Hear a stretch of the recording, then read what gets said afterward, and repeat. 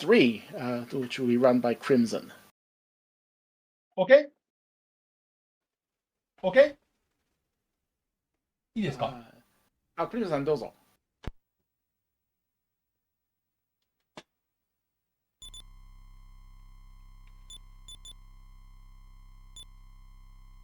So this is the third of the so-called Roto trilogy or Erdrick trilogy.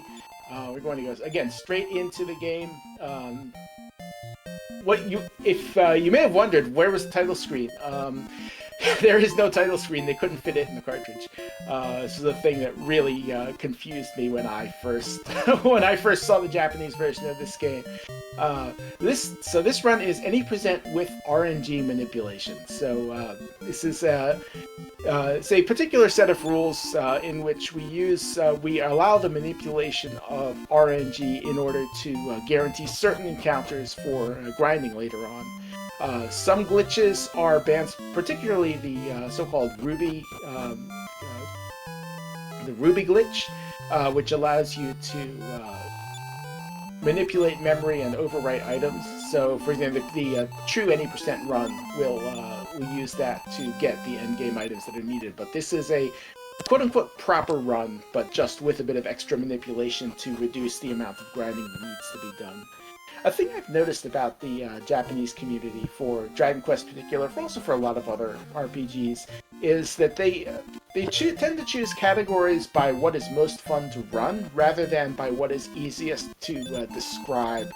So it is if somebody asks, okay, what is the category for this run? It is any percent with RNG manipulation, with these things, without these other things. That's get a little bit complex, but as a run, it is actually, I think, really interesting to watch because the RNG manipulation cuts out really only the most boring parts of the run. It's the runners just sitting there grinding over and over and over, trying to get the level, trying to get buy kill, whatever they need to get, and just spending lots of time.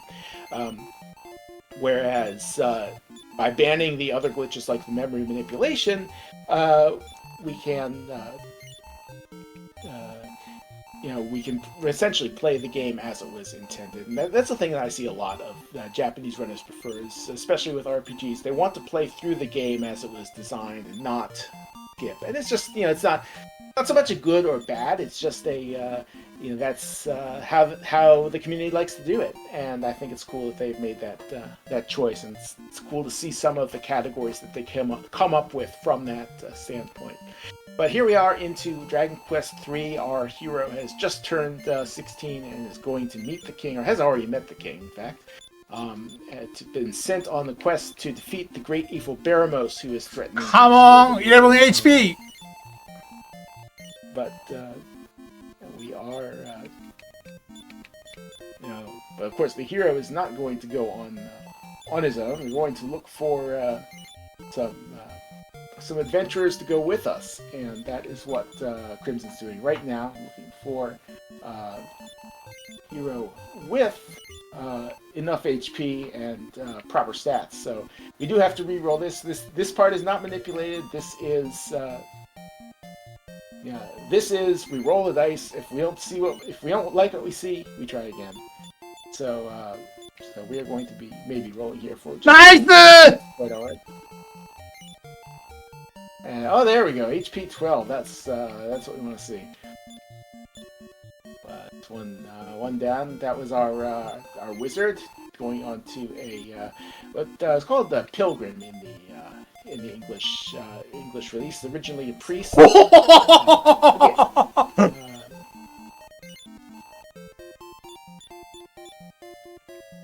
70 HP. Pilgrim. Yep.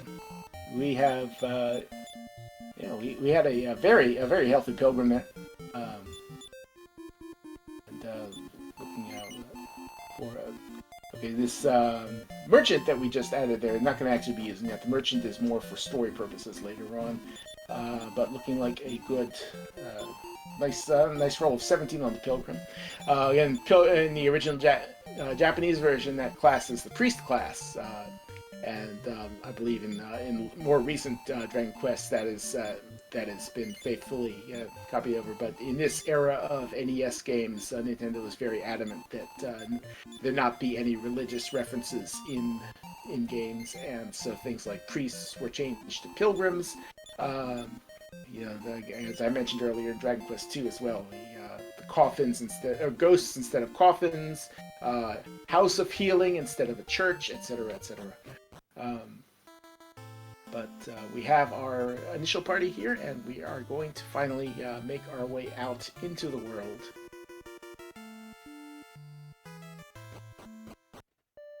This game is a bit close to my heart as well, as I ran the any percent glitched categories, the true any percent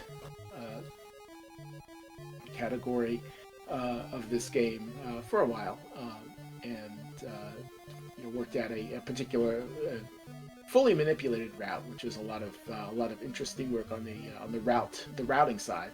But this part of the game is still is still familiar to me. There's going to be a lot later on that in the run that I didn't even exist. So I don't know. Maybe it's a different game. So we've got our first kind of introductory dungeon here. It's a cute little dungeon. It actually has an inn on the bottom floor if you. For new players who may be taking a little bit more damage than they were expecting and don't want to have to walk all the way back out to Aliahan. There is an inn that will use to heal up in the bottom. Of course, Crimson knows exactly what he's doing. And one of the things he is doing is he is holding the A button on Controller 2 because in this version of the game, that gives you no encounters. That's not a bug, by the way. It is...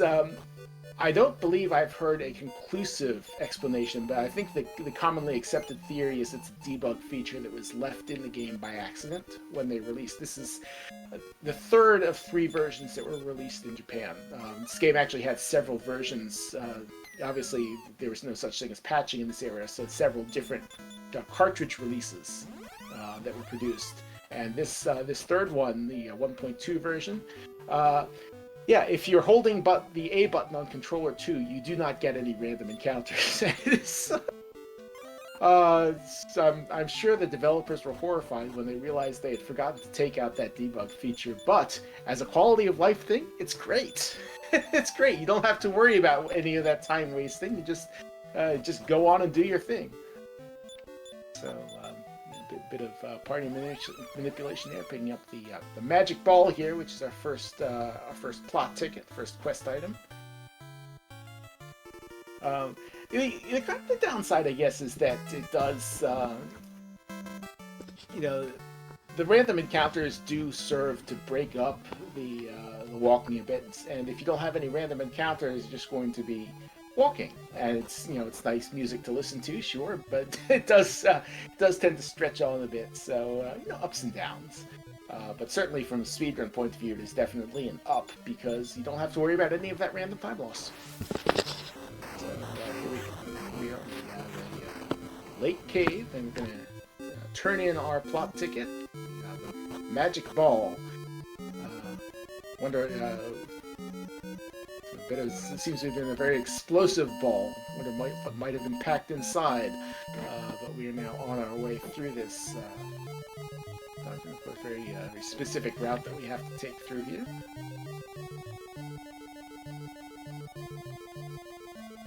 And normally these screen changes are terrifying as a casual player, or even as a non-manipulated speedrunner or an English version speedrunner, because whenever the screen changes, you have, I believe it is a 1/3 chance to get an encounter. So normally your chance to get an encounter on a single step is like a couple of percent. It's fairly small, and it just adds up over time until eventually you get the encounter. But on those screen transitions, you have a much higher rate. So if you're ever playing this game casually, and you felt like every time you change transition, it seems like there's always a monster waiting for you, it's because there is. The game actually ups the rate on that change. I think it's intended to simulate, you're walking into the darkness, you don't know what might be there, and there's a good chance there's a monster waiting for you.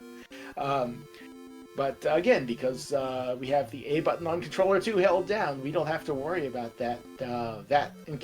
Those encounters are suppressed just like all the others, and we can just walk on our way. So this initial part of the game is actually just going to be a lot of walking. If you're high spirits, it's a guaranteed encounter. Yep, it's probably true.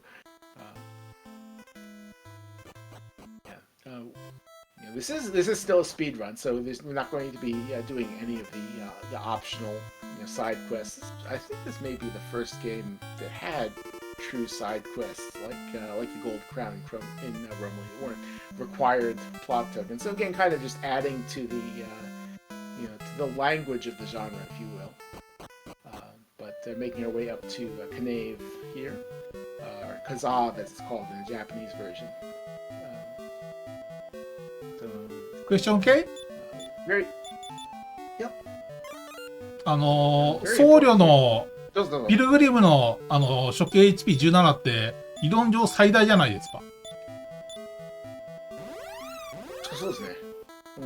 すごい。Yeah, so it's a point Crimson was just raising that the HP we got for the both for the priest and also for the hero is actually the theoretical maximum. So we got some really good rolls in the beginning there. And again, since the only manipulation is for those grind battles, the rest of it is proper randomness. Any bit of extra HP we have will definitely come in handy. So it is good to see those in the beginning. Making a quick stop down here, Asaram, and that's mainly just to get the return point. So this is the first game in the series which allows you to actually choose where you warp to when you use the return spell or Wing of the Wyvern. And so any town that you've been to, you can then use as a target. And since next week you want to go, or not next, but later on we're going to want to go to a cave near Asaram, we just stop in there, and that's again a feature of many subsequent RPG speedruns, not just in Dragon Quest, but in all games that let you kind of tag locations, so to speak. And so if you know you want to go to this place later on, you stop in the town just for a moment so that it's registered in your list, and then later on when you actually need it, it's much quicker than having to walk all the way there for the first time. It is really it is interesting to kind of think about how, kind of see the first games where these came into play, and how that's kind of evolved into both in the games themselves and the speed runs of those games. We're here in the pyramid, in the desert. It's the first kind of first major dungeon that we go through, because this dungeon has the magic key, which you just picked up there. Very important. It's gonna keys open doors, of course, and we'll have a lot of doors to open in this run. Take the upper exit here, because there's also the flashy clothes that you want to pick up. I'm not going to put them on. I'm just going to find someone else who probably wants to put them on. Therefore, will give us a lot of money for them.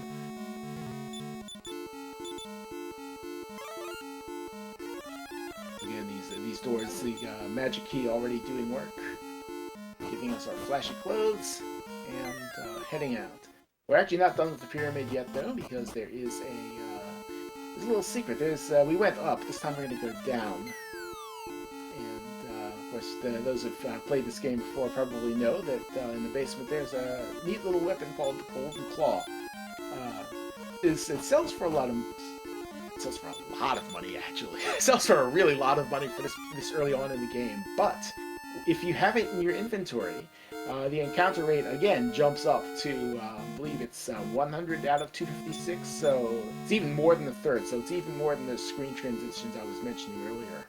But again, a controller to A button solves our problems. So, yeah, it's really... It does spoil the the risk of turns what is originally a high risk, high reward challenge into a no risk, high reward item. So it does spoil it that way, but for speedrun purposes, it is absolutely fantastic. We can just avoid all the encounters, all the random. Well, obviously we have to fight the bosses later on, but worry about that when we get there. Doing some quick stop here in Isis to. We're still in the point of kind of setting up our party, so we still have a lot of equipment we need to get, items we need to pick up, money we need to make, all of those things. Start out by heading into the castle of Isis here. Going to kind of pay a little visit to their unguarded treasure room and borrow a couple of things that I don't think they needed them anyway. I'm sure it's okay. Nobody's gonna worry about it. And so grab those, walk out like nothing happened, and head out to up to the third floor. We can pick up a prayer ring, or the wisdom ring, as it was called in the English version. Again, the English version, because of Nintendo's requirements of the era, did not allow any references to religion, and so prayer ring turned into wisdom ring. I believe it has turned back into prayer ring in more recent games in the series. But again, the Japanese, in general, Famicom games, or the Japanese Famicom environment, if you will, was much more lenient in terms of what they allowed on the console, and so there's a lot less of that having to worry about how people will look at it, and it just makes the game you want to make. It has turned back to prayer ring. That's cool. So yeah, obviously cultures change over time, and nowadays people are more understanding of that sort of thing, and also people are understanding of the fact that video games are for people of all ages, not just little kids who need to be protected from everything in the world. But that was the Castle of Isis. We are now back to the town and doing a lot of shopping. This is kind of our first big shopping menu. Gonna pick up a lot of the some of the items are going to be needed later. Going to pick up some of the equipment. Going to sell off that golden claw, which you will see in a moment, sells for quite a bit of money. Actually, I guess we already did sell that. So yeah, you see over 10,000 gold already just from that golden claw. So picking up, they use that to pick up a whole bunch of good equipment here. Plate armor. The iron shield, all of the really good things to beef up our party for the fights to come. And again, because of the second controller, we're not going to have a lot of fights, but those we do want to be properly prepared for them. And walking in your everyday clothes is just not going to cut it.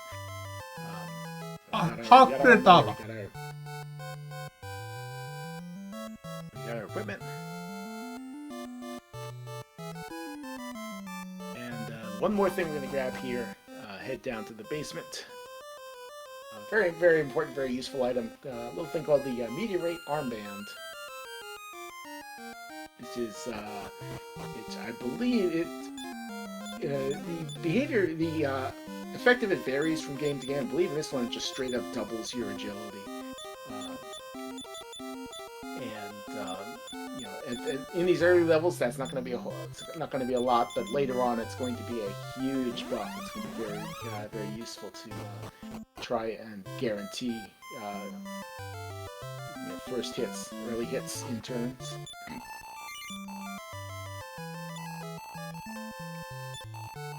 And done with that, making a quick stop back here in Romilly for some more equipment. Of course, because you have all of the different classes in this game, each of which can equip different kinds of armor. It's just, you have to know which shops sell the things that you need. Not every shop is going to sell everything.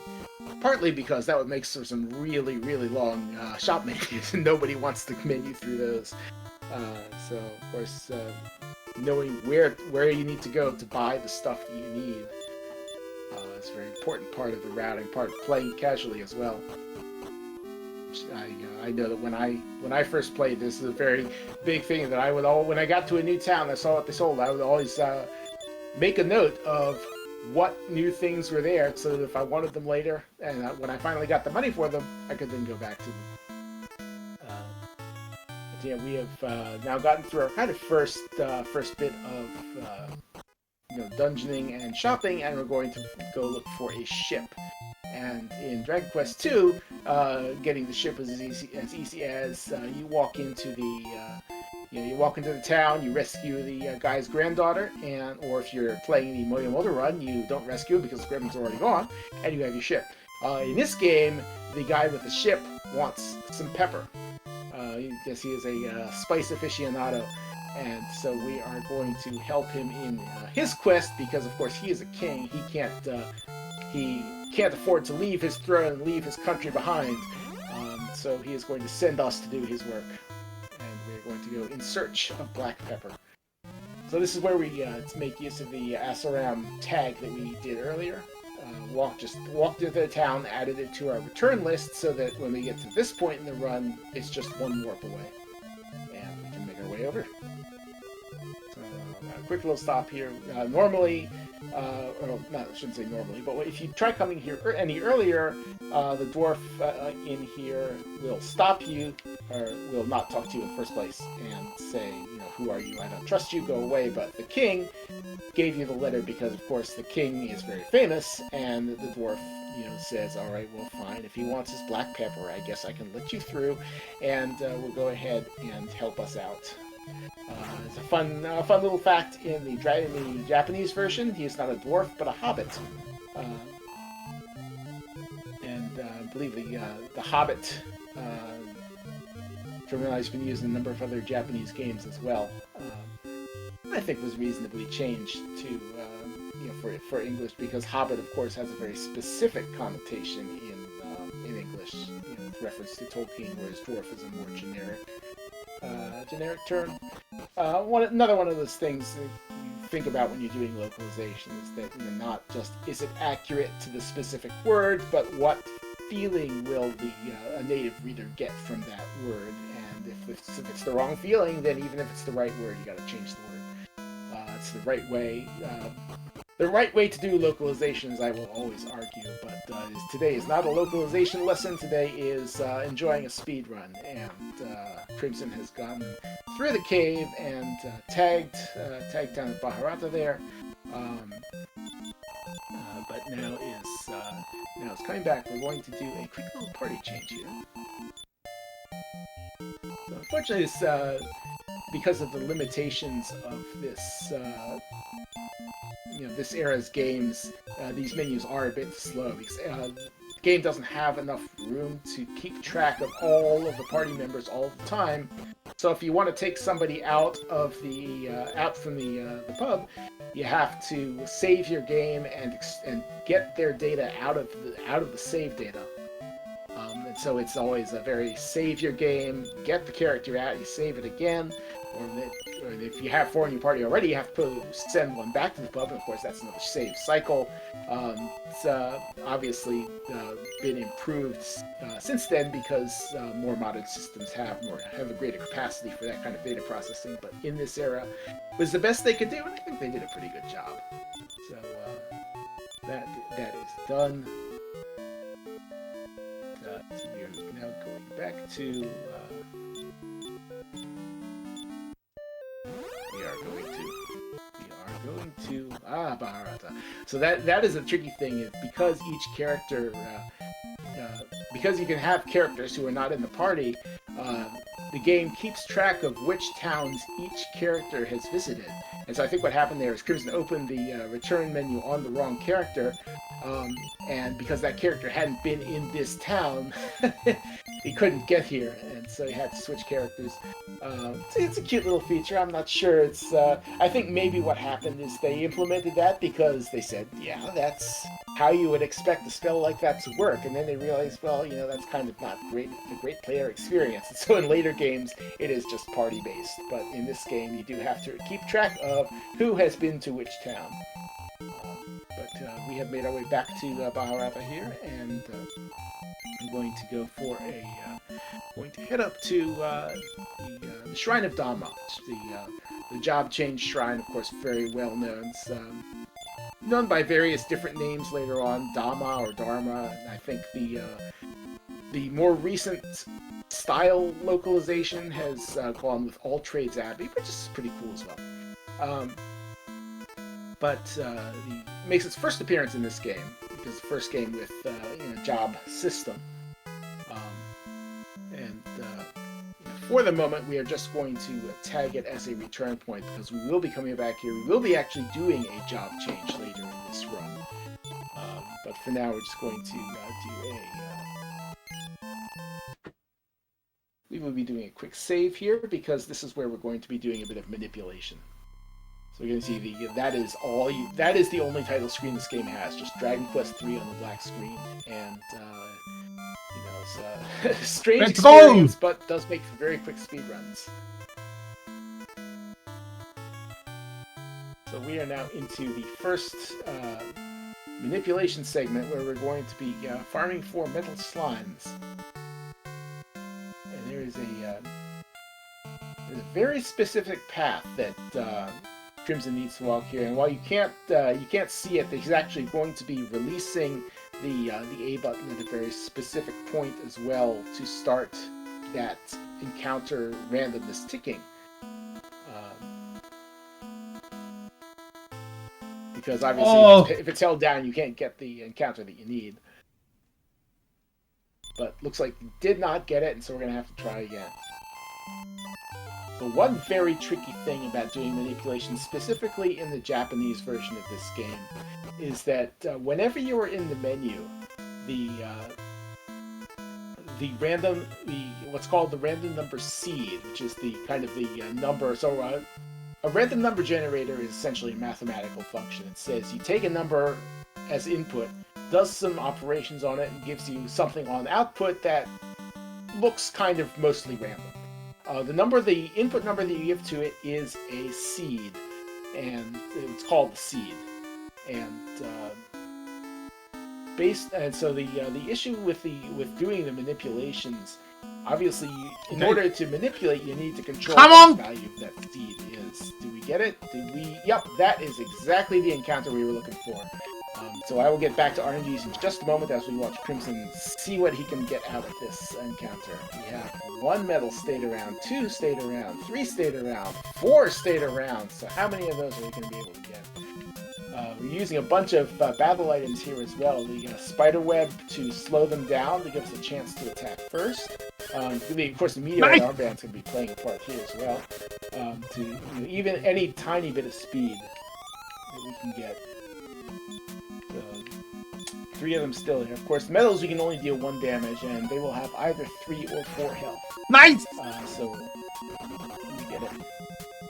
There's nice Kaishin, nice crit. 1 left. Can we get this last one as well? Okay! 1, 2, 3. Okay, there we are. And that is 3 kills. I am reading Japanese, okay? OK。日本語読めてるよ。どうぞどうぞ。あ、大丈夫です。どうぞ。日本語読めてるっていう。はい。Okay, so yeah. Yep, so we got 3 medals out of that. We're looking for, I believe it's 5 metal slimes, Crimson? 5匹ですよね。いや、3匹でいきます。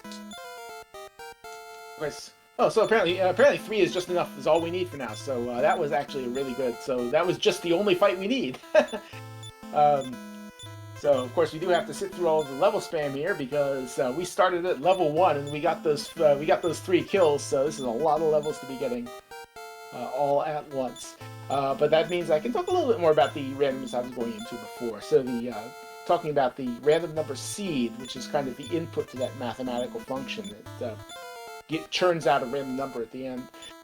So RNG manipulation is all about controlling the value of that seed. And the issue with the Japanese version of this game is that whenever you're in the menu, the seed will change once every frame. And so your menu, you have to have frame-perfect menuing.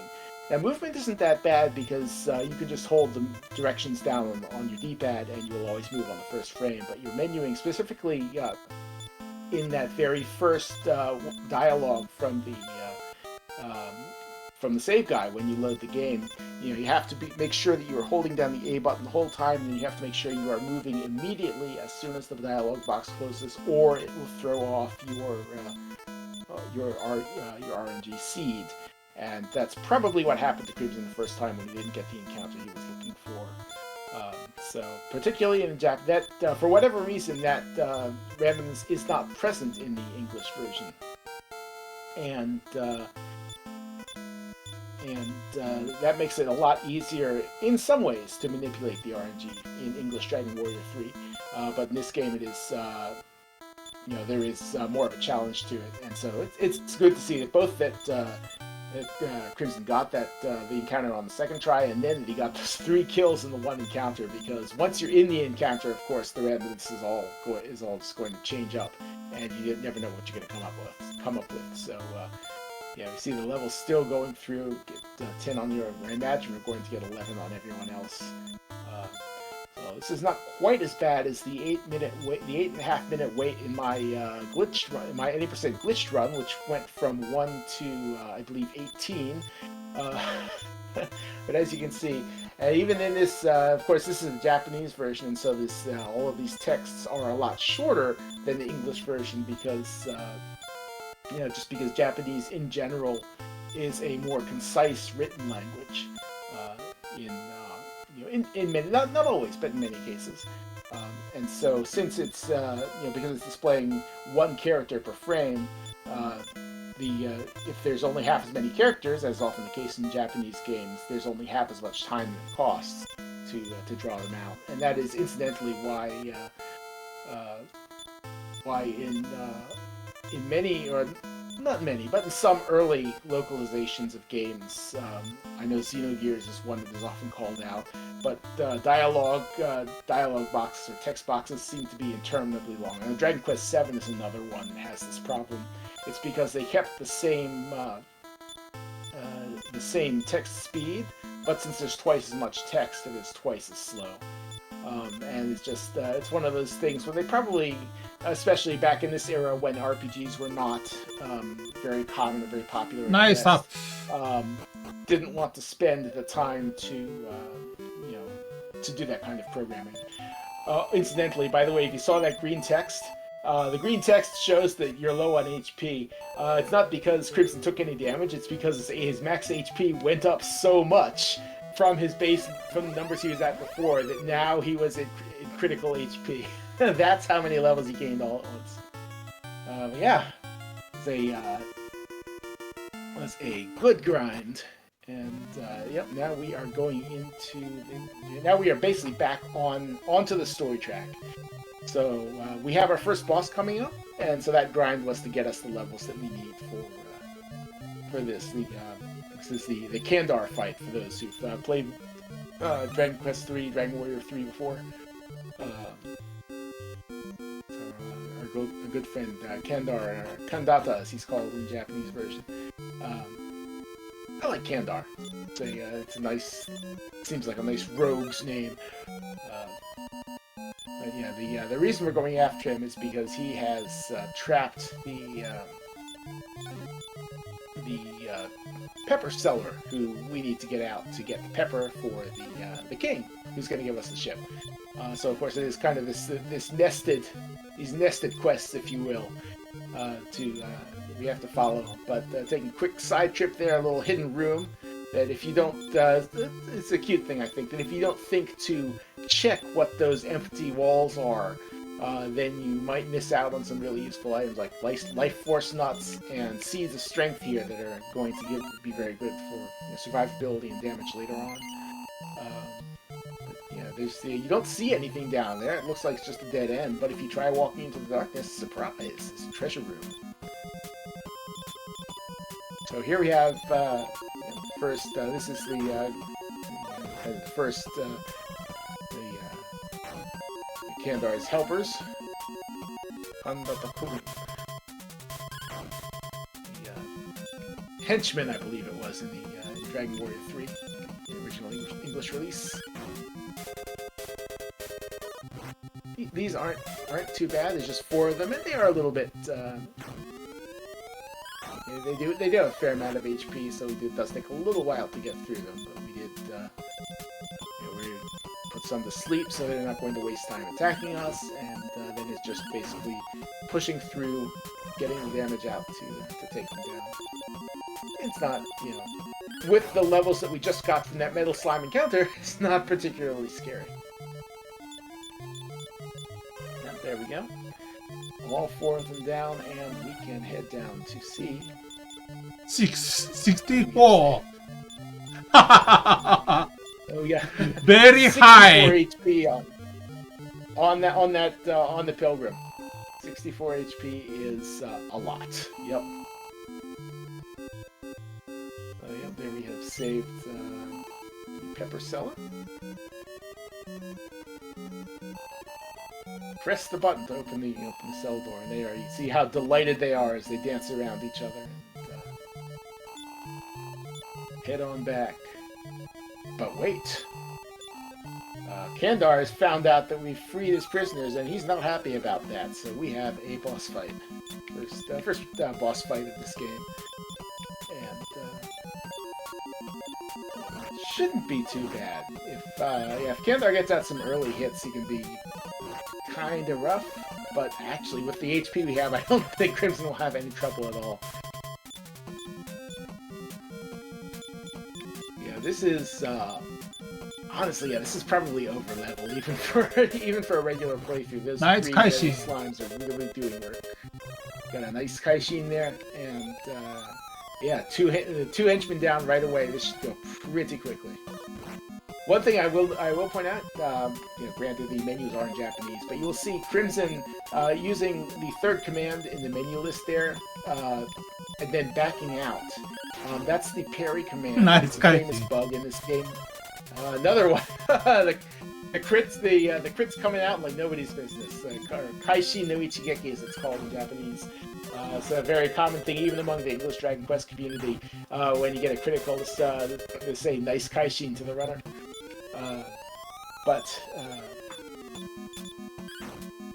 The two henchmen gone down. Kandar should be following them in fairly short order. He does, as you can see, he does have a solid chunk of health, but and I was just mentioning the parry command. Another one! My goodness! Double crits! Where do you pull these crits from, Crimson? But yeah, so the using that Yeah! yay. Using the parry command and backing out is a famous bug in the the Famicom and NES versions of this game, where it halves your damage the same way parrying normally does, but it also lets you take an action. And so this is used in pretty much every speed run of this game. Just massively reduces the damage you take, lets you complete it at much lower levels than you would normally have to. It's a very convenient bug. I think that's another one that's also referenced by the official development team in some later game. Yeah, we are done with Kandar. That was a really good Kandar fight. I'm not gonna lie, that was a really good Kandar fight.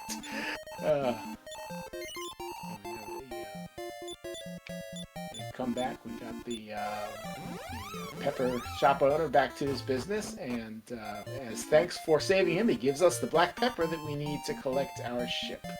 And so we are finally back to that first town of Portoga that we went to earlier, and turn in our pepper. Let the king have his preferred spice, and get our ship in return.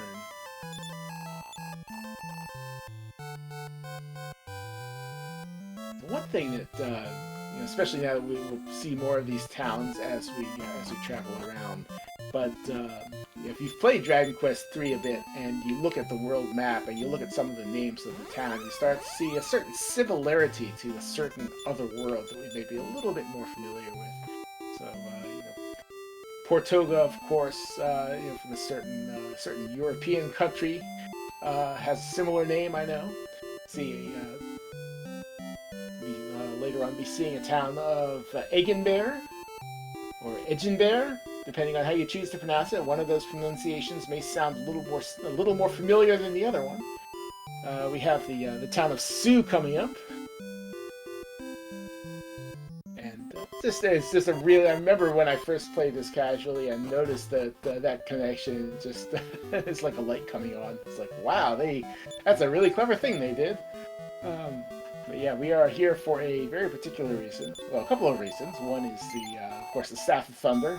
Staff of Thunder in the Well is a very famous Dragon Quest thing. but also to get the invisibility herb, which is another thing we will need to another plot token that we need to get around later on. And also sell off a little bit, because as with Dragon Quest II, this game still predates the concept of a proper bag. It does add the vault, and the vault becomes available later on, but it no, actually, in this game, the vault's available from the beginning, so you can leave items at the same place where you can recruit characters at Luisa's place in Eliahan. But you do have to go back to Eliahan to retrieve them, and it does cost money to get them out. So it's not a proper bag in the modern inventory sense, modern RPG sense. So effectively, we are still limited to the 8 items that each individual character can hold. And of course, that 8 items also includes the equipment that they're currently wearing. So if you have a fully equipped character, it's your sword, or your weapon, your armor, helmet, possibly a shield, possibly an accessory, and then 3 slots left. So you really do have to manage those well, especially in speed runs where you want to spend as little time menuing as possible. But that is, I believe, that is Sue done and heading out to that other town, Castle of Edgenbear, which I mentioned a little bit earlier. And this is where we actually use so we're using that invisibility herb right away, because otherwise the guards will kick us out as we walk past them. But if they don't see us coming, not much they can do. Fun little rock puzzle here. It's a cute thing. I admit it took me coming in here my first time as how old was I at the time? Not very. Did take me a little while to get through, I admit. But it's a fun. I like these kind of box pushing puzzles. So it's a neat little idea. But anyway, this will get us the Vase of Draught. It's kind of hinted at by the the water you see on the floor there. It's a water-related item. But again, that will open up a cave later on that we need to get to. So again, this is following the same general pattern, kind of the gameplay language I was alluding to earlier of Dragon Quest II, but the same general pattern that we've gotten our ship, which has gotten us kind of getting the ship and unlocking the ability to explore the world is kind of the first act of the game, if you will. The second act is then collecting the items that are needed to get to the big bad, Baramos in this case. And those items here are the 6 orbs that actually make a lot of appearances in later Dragon Quest games as well. Become fairly well known in the series. But now we are on to our second grind. So this is our. We did the 1 metal battle grind earlier for the just to get levels for Kandar. This grind is going to be getting us by kill on our wizard. Hey, come on! One damage. Metal babble, and you got a hit. 2 damage. 3 damage. Hang around. And 4 damage. Nice. Crimson, what are you doing? Crimson, pulling those Kaishins out like it's nobody's business. Nice Kaishin. Nice Kaishin. So yeah, that was a very quick metal babble. Again, we getting this metal babble. This metal babble was part of the manipulation. So it's a very specific walking pattern that Crimson used to get that specific battle. But once you're in the battle, anything can happen. And so it's just really nice to see that, to get the Kaishin. And so so that is the first. So we need, we're going to need 5 of these. This is the 5 that I was remembering earlier when I was talking about the metal babbles. But this is where we need 5 metal babbles to hit level, I believe it's level 20, where the wizard can learn by kill. And in fact, it's not guaranteed at level 20. It might take until level 22, but the metal babbles are what we're going to use to grind up to that point, and so we're just going to have several of these. This will be the longest leveling sequence because It's because it started at 10 and 11, and now we're going all the way up to 14, 15.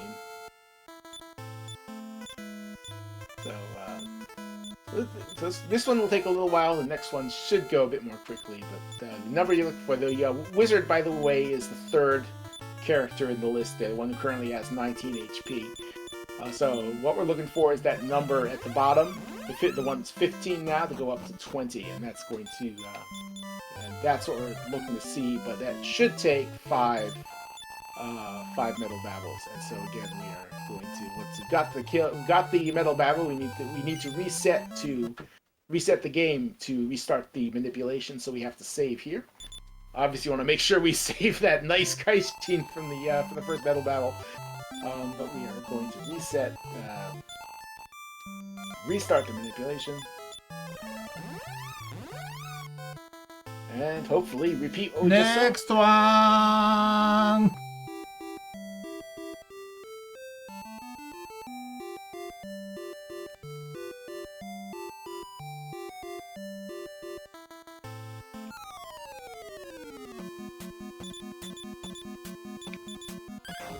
It is really good that Crimson's found a manipulation that is this, that is that close to a town, because it's a nice quick walk, and as I mentioned earlier, we do still have the second controller A button to block all the encounters that we don't want to get. So he's going to. So what's happening? I mentioned earlier, it does take some very accurate input control there to get these. So again, these you can't get off of that river. You have to take the exact path to where he's going. But Crimson's done a lot of practice on that walk, or sail as it may be, to get there. And so again, this is just an issue of once you get into the battle, you don't know what the metal battle is going to do. So you just have to do it over and over until you get the one that hangs around long enough to give it a Kaishin. Like the step back and forth you saw Crimson do there, that's all part of the manipulation as well. He needs to do that exact step sequence to get the RNG seed that I was talking about earlier to exactly the right place for this metal battle to pop up. On the way.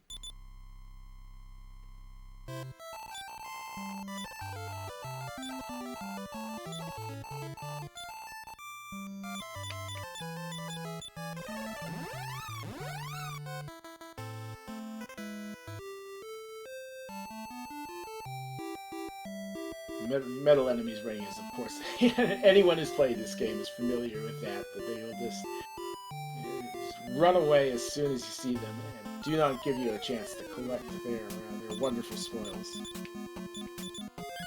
Oh! Wow! Wow! Okay, that's a rarity. So not only did you get the Kaishin, you get the critical, you actually outsped the metal babble, which is really rare.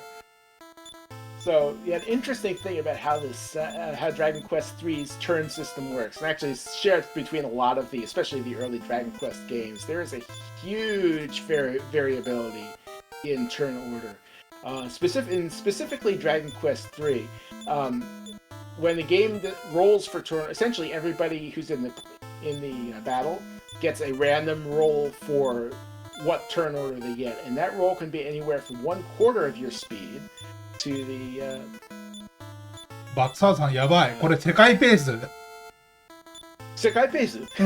Apparently, 僕が持ってんだけど記録超えそう。はい。このままだと。Yeah, so Crimson actually has the world record here. But yeah. We are now actually ahead of that pace. We are on world record pace right here on Questing for Glory 7. Fantastic stuff.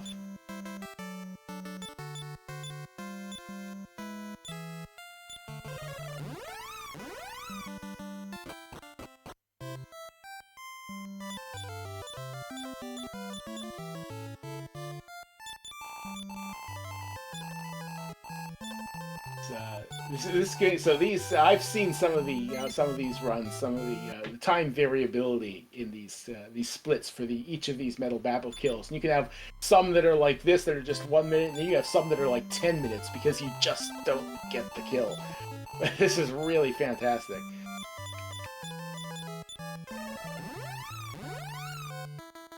Yeah, and then it's just, do we get the buy kill? Do we get the early buy kill, or do we have to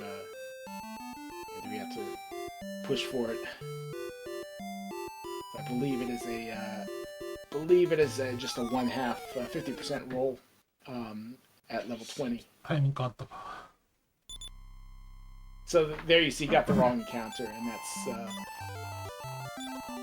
that's just what happens if the inputs are not perfect. So probably somewhere he wasn't holding a button down at the right time, or let go of another thing he's doing. I mentioned the second controller A button. He has to let go of that at a very specific time, so that he doesn't get encounters before the metal babble, but does get them on that particular step. And so it may be that he let go of the A button one step too early, or something along those lines. But it is a very tight manipulation. Crimson's making it look easy, but it is, does require very good control.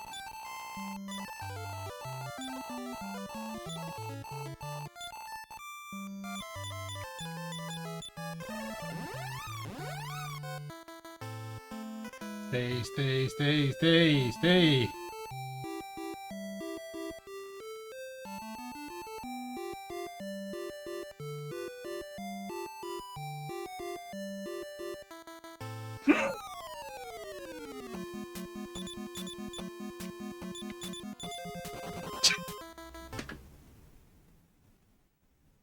And nope.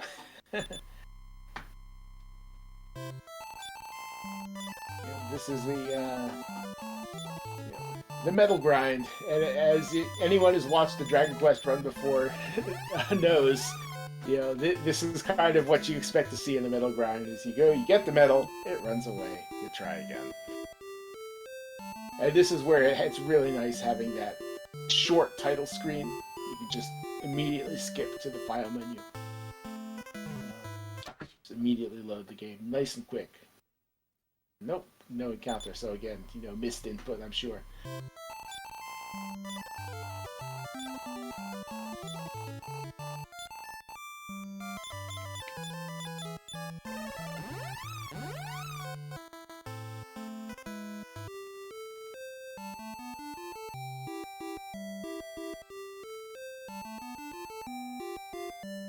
One thing that makes this metal grind better than just about every other Dragon Quest speedrun is that unless you make an input mistake, there is a medal at the end of it, whereas normally it is you fight 10 or 15 and finally get the medal, and it runs away. Nice cutscene. I don't know what Kaishin bag Crimson is reaching into for all of these, but there they are. Crit City.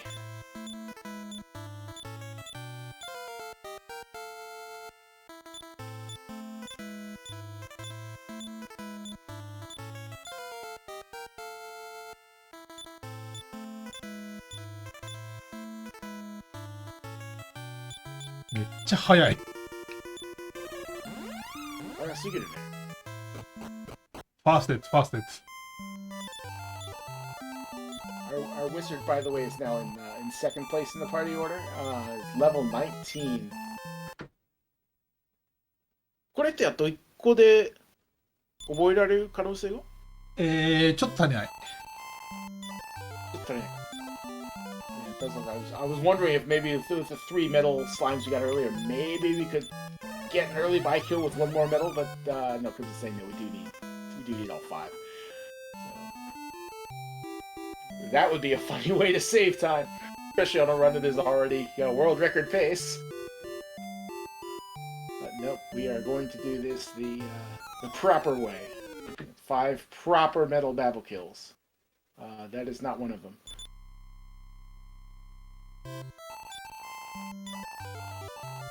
It's a little bit too colorful for metal babble.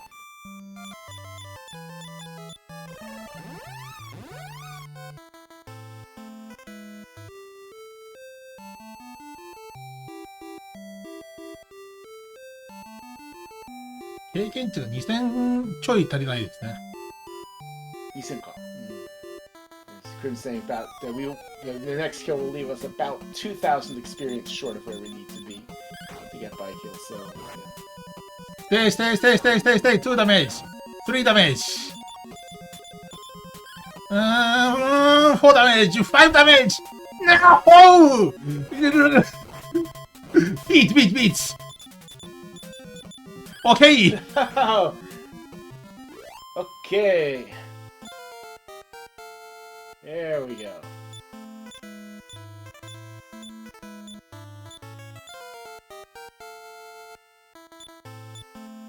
Six HP.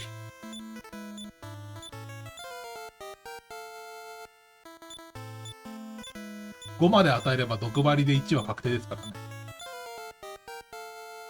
Oh, that's good. So one thing, yeah, Chris pointed out is he is also using the poison needle. So it's called in the English version.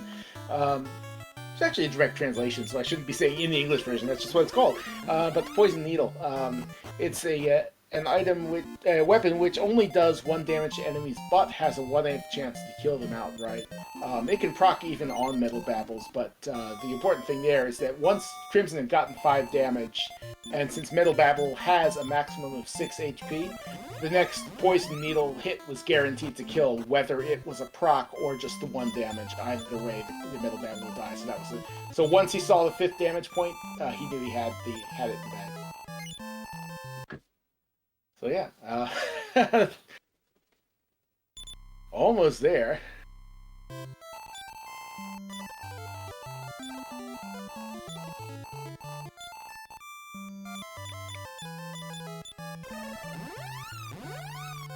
やばい、本当にワールドレコードペースなんですけど。I don't want to cast the curse anything, but yep. This is a really, really good pace.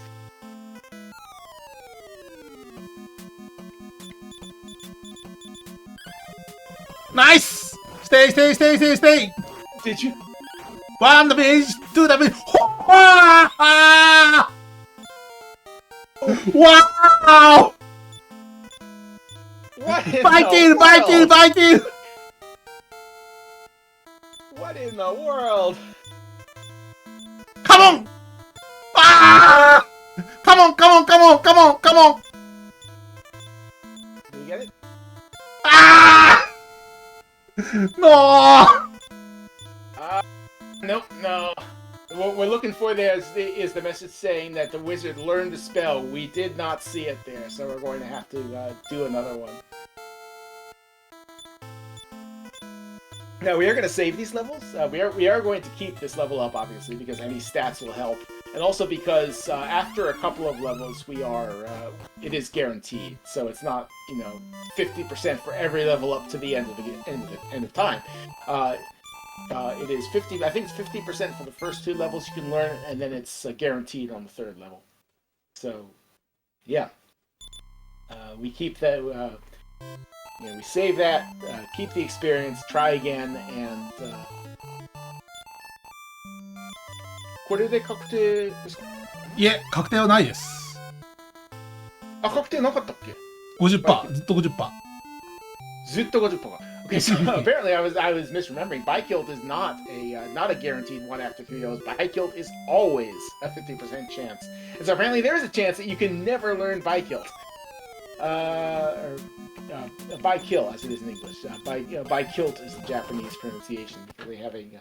It's one of those things where it sounded cute, and one of the things, as long as actually we do still have to fight another metal babble, just kind of reference that a bit because I was mentioning the localization earlier.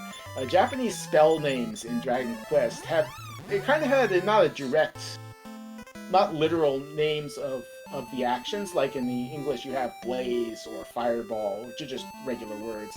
The Japanese had a more of a stylized, like the flame spell, the blaze spell in English is called Mera, which is the Japanese onomatopoeia for like a blazing fire.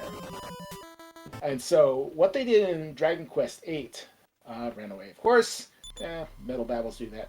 What they did in Dragon Quest VIII was they changed those, for example, to Frizz, Frizzle, Kafrizzle, and that I think is a much better captures the style of those Japanese names. Zoma for the Kafrizzle. Zoma. Yeah, and that is one thing I think the newer localizations did very well. But in that sense, by Kiruto, as it's said in Japanese, or by kilt, is kind of a different. Hello, friendly little blue guys. It's not just a literal, by kill. It is more of a. It obviously has that base meaning, but it's got a little extra syllable on the end that kind of makes it cute, and that kind of like how in the relocalized English spell names, the speed up spell is not accelerate, it's acceleratal. It sounds kind of silly, but it's a very good job of mimicking the style of the Japanese spell. And by kill is now oomph. Yes, that's right. Now I recall it. Yeah, I will say that I actually moved to Japan in the era between Dragon Warrior 4 and Dragon Quest 7. So obviously 5 and 6 were never released in English in their original Super Nintendo, Super Famicom form. And I moved to Japan before 7 came out, so my English feeling for the spell names is still tied to the NES series. So I do not immediately recall the newer names. But thank you. Yes, oomph is the renamed by kill, and that again is it's good. It's not literally double damage. It is oomph. It is you're adding some oomph to your attack, and that's the kind of style that the original Japanese spell names have, or the style that they've always kept throughout the entire series. And so that is a much better, I think, it's a better localization of the names, even if they're not the names I'm familiar with. Really unfortunate that we did not get the the first try by kill there. Just gotta keep pushing through until we finally get it. And I do think we saw Crimson do it earlier. He said there once, and it is this. I was mentioning earlier how menuing affects the RNG in the Japanese, specifically the Japanese version of this game, the Famicom version. And if he misses an input on that return menu, that is going to affect the RNG, and probably that's why he had to reset there, because he realized he had a missed input. Stay. 1 damage. 2 damage. 3 damage. 4 damage. 5 damage! Oh, Did we get it? We got it. Nice. So do we get? Now the question is, do we get the coin flip? Do we get the coin flip for Vikill? Vikill, hey! Oh, nice! イオラとバイキルド。 Nice, yes. There it is. So we don't see the spell names in this version. It just says learn to spell, but we know that if he learns a spell here, well, actually, he learned 2 there, so there was 1 that's guaranteed. I forget what it is, but we saw that he got 2, and so we know that one of those must have been by kill, and so we are done with the grind. Okay, Iora, which is in this game, it is what is it? Boom. So bang, boom, exploded is the explosion, or the all enemy spells. So that was boom. So it's the mid-level explosion spell. That's the one that we're guaranteed on that level. But we saw that we got 2. The second one must be by kill. And so we're done with the grind. That last one was unfortunate, but up to that was just amazing pace. さすがに So yeah, now ワールドレコードから落ちちゃいましたけど、それでも相当早いです。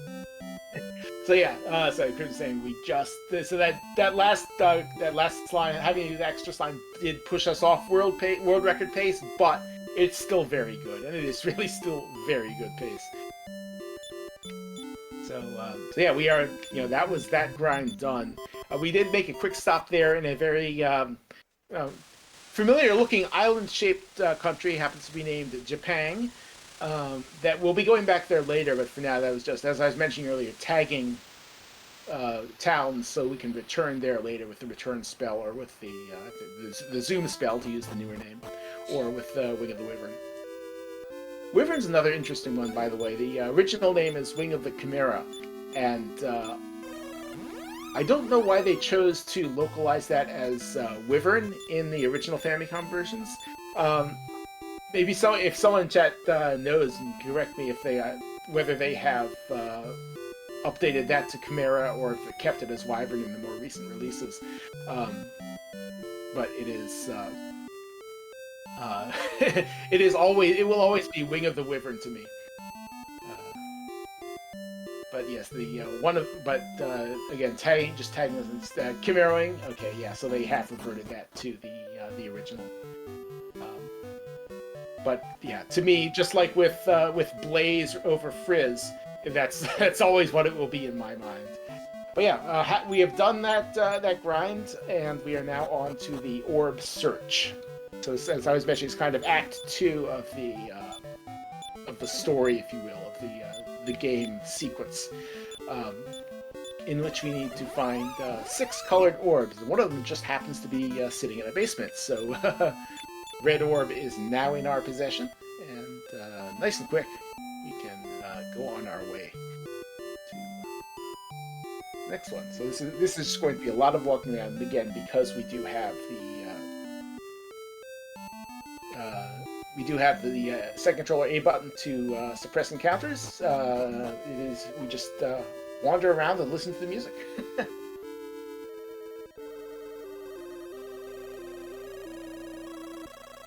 Game, Dragon Quest series does have a lot of nice music. It really does. It fits the theme of the game well, I think. You can make use of these travel gates as well. Of course, in the era before you ever had any sort of pop-up on screen telling you where each one went, and so you had to, again, remember or write down, as of course we did in those days with pencil and paper, or pen and paper if you knew you were never going to make a mistake writing anything down. But keep track of where all the things go. So very much a you make your own notes era.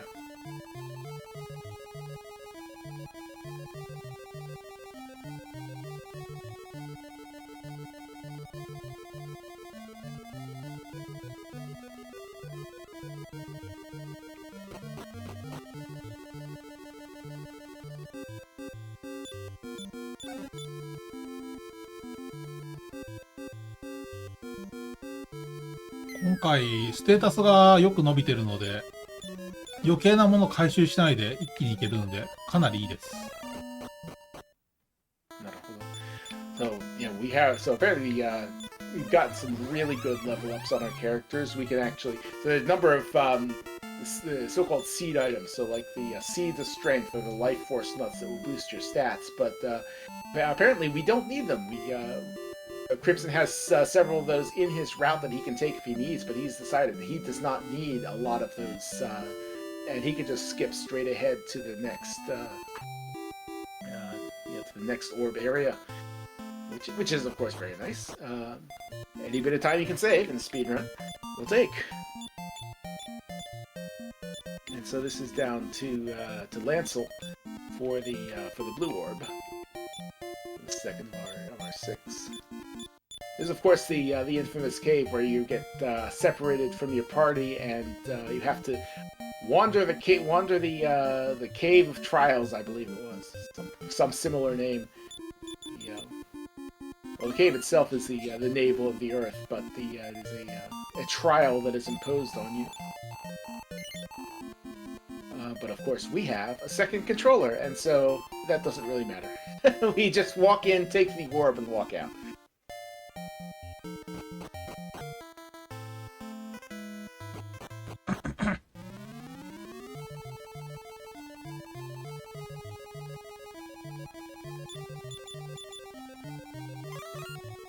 Ah, 日本語でもちょっといいですか？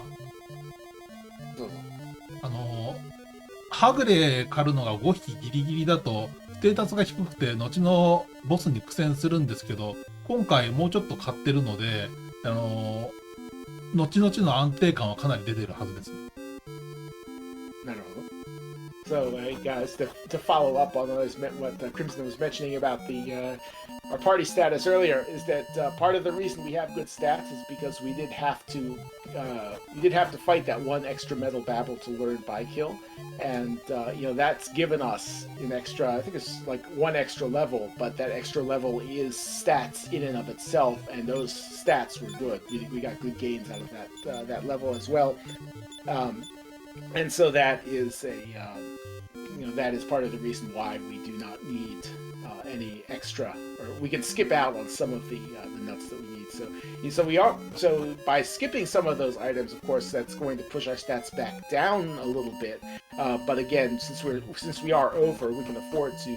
Crimson knows that at the base levels that he plans, he can already make it through the game and finish the run. So anything over that, he can safely make the choice to say, I'm going to choose to save time rather than, have extra safety, because I don't really need the extra safety. I know that I can beat it with the stats that I have. And so it's just really cool to make these. One of the things that speedrunners often do is make decisions on the fly like that. It's not. Unlike, say, a platformer game where every run is going to be pretty much the same, one of the things that I think is really neat about RPG speedruns is that you do have that, that on-the-fly decision-making. Say, okay, how is this particular run going? For this particular run, can I save a little bit of time here by not doing this? Can I, do I need to take a little bit of extra safety because, the random rolls have not been going in my favor?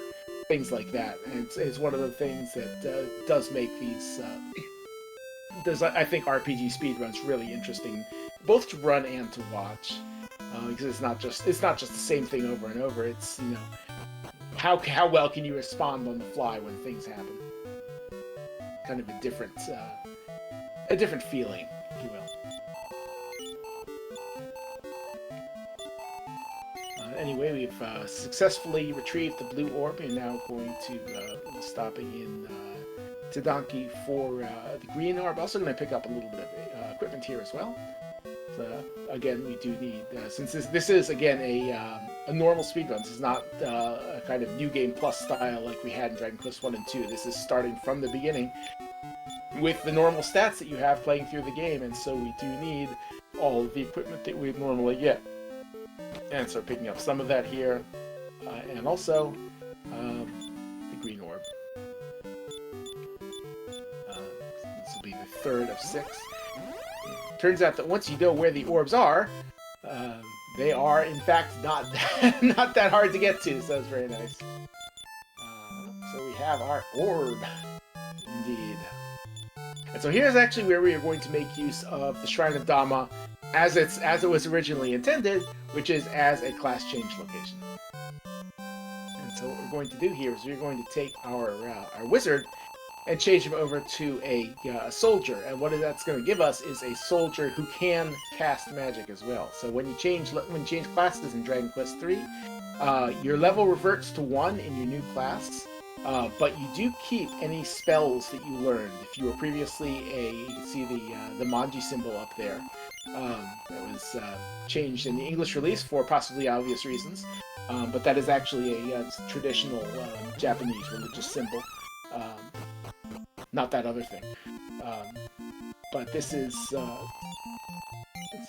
So we've now changed our wizard to a soldier. Starts over at level 1, but does retain all the spells. So what we now have is we have a soldier who can cast magic, and particularly we're going to want him to cast by kill later on. And so that is why we grinded exactly up to the point where we learned by kill, and why we did that one extra metal babble rather. Because our goal was not to get to a certain level, it was to learn by kill, so we have a soldier who can use by kill later on. And that's just gonna. We want the soldier for the damage, but we also want somebody with by kill, and wizards. Magic users turns out are not as good as soldiers because you can't by kill their spells. Again, it's kind of the flip side of what I was talking about earlier. How the early Dragon Quest games did not have a sort of magic attack or magic defense stat. Every spell has a specific damage range. And so, on the one hand, that means you can't defend against magic very well, but on the other hand, it also means you can't strengthen your spells. Your spells will always do X amount of damage. It's a random variance, of course, but X amount of damage. You can't by-kill them to get extra damage like you can with physical attacks. So ultimately, the physical attackers are always going to get the nod. And so if you have a physical attacker who also can use by-kill, that's even better.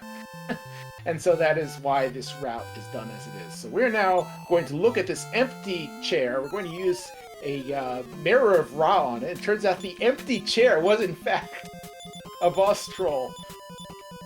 Not a fairly minor glitch as glitches go, but what you're supposed to do is supposed to come in here at night, discover that the supposed king is in fact a boss troll by using the Mirror of Ra.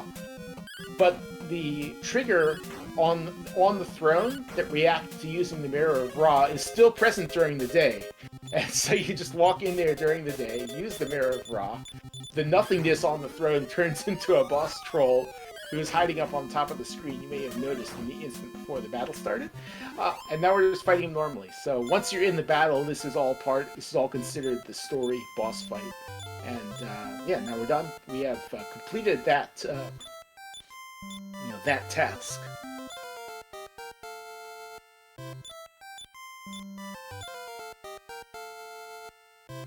僧侶の装備忘れてました。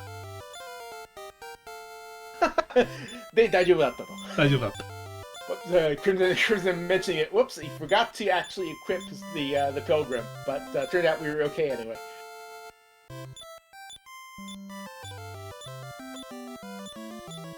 So now also our newly class changed soldier getting a bunch of levels because, of course, starting over at level 1 does mean it got all those extra levels to pick up.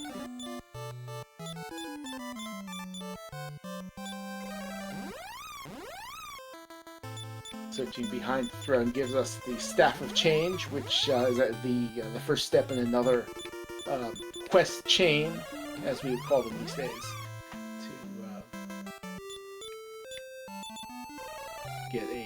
to get one of our later orbs.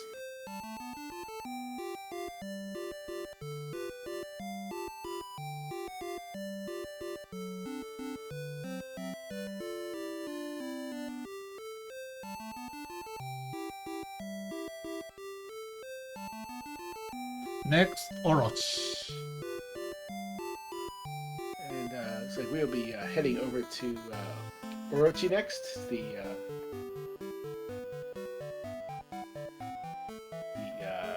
She is Purple Orb, yes.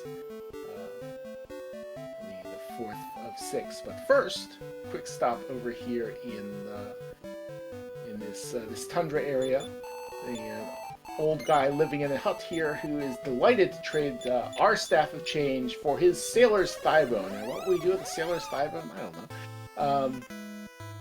But I'm sure it will come in use. Well, in fact, it is another. It is the next. Again, the quest chain that I mentioned. It is the next step in that chain. By getting the Sailor's Thigh Bone, you unlock the ability to go to the Ghost Ship. Interesting fact about the Ghost Ship is that if you do not have the Sailor's Thigh Bone, it is always placed exactly half of the world map away from you. So every time you move on the world map, the Ghost Ship moves half the world away from you, so it is literally impossible ever to reach it. Even in whatever hacks you choose to use to warp around the world, unless you rewrite the program itself, you cannot get to the Ghost Ship. But once you get the Sailor's Thigh Bone, it is unlocked, and you'll be able to get to it. First, we do have to trigger this. Oh! Mistake! Ghost Ship! You forgot the Ghost. I was wondering what you were doing there early. So yeah, Crimson, I was talking all about the Ghost Ship, and Crimson just, decided to skip to the next step. See, there is the Ghost Ship that I was mentioning. But yes, the item you need to get through that little water channel that Crimson was trying to get through is here on the Ghost Ship. And that is why you need the Sailor's Thigh Bone, so that you can get to the Ghost Ship and get this item. the Locket of Love, which allows you to break that curse. And there we go. I'm sure every speedrunner has done this from time to time, is that you know exactly where you want to go for the next step in the run, and your brain just gets one step ahead, and you jump to that point without doing the step in the middle.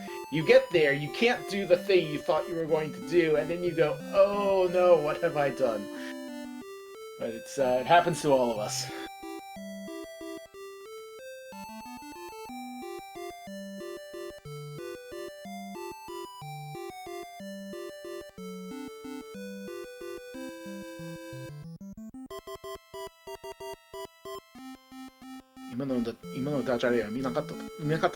Pretend I did not see that pun in the Japanese comments.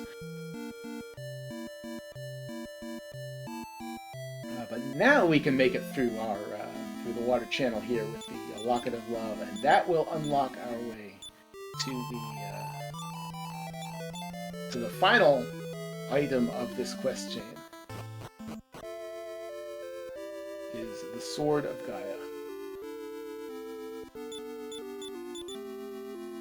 And the Sword of Gaia itself is essentially just another plot ticket, but this is a plot ticket which unlocks the cave to the Necrogon, the Necrogon cave rather, which in turn leads us to the Silver Orb. So this Silver Orb is, in that sense, by far the hardest orb to get, just because it has so many requirements to get to it.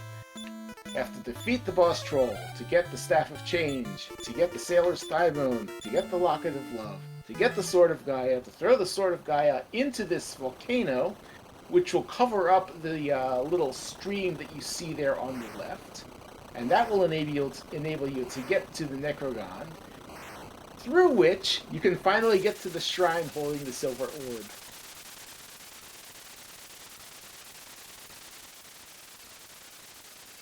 The other orbs are fairly straightforward. As you saw, we got 3 of them in very short order, and the last 2, well, the yellow orb's a little bit time-consuming, but not difficult. But this one, yes. Silver Orb is a tough one.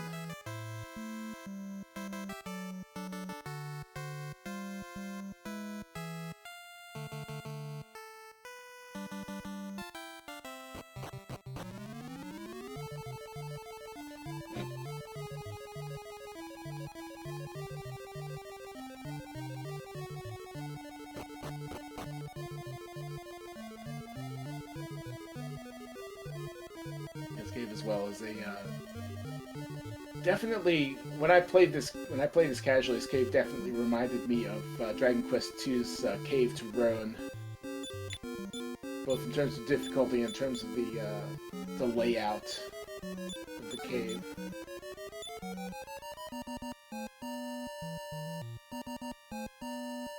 Also in terms of the fact that it has Sword of Thunder.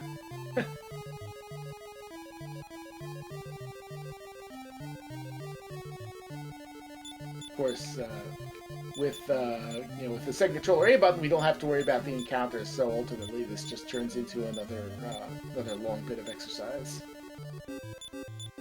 Giving our heroes the leg strength they need to make their way all the way down to Baramos.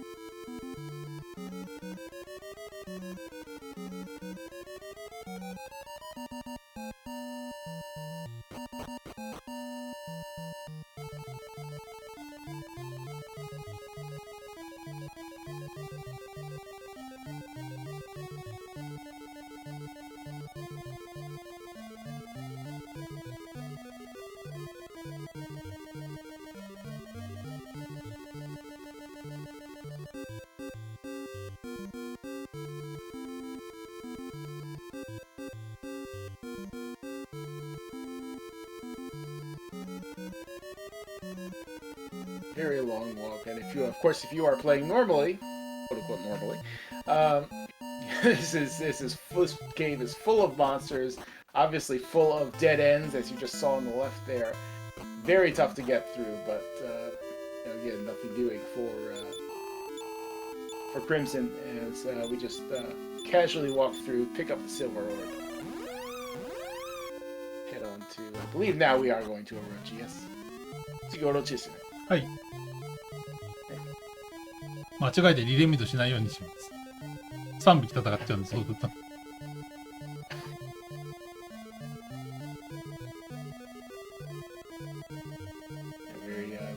Very important not to use outside at the wrong time. Put you in a very, very wrong place, depending on where you're trying to get to.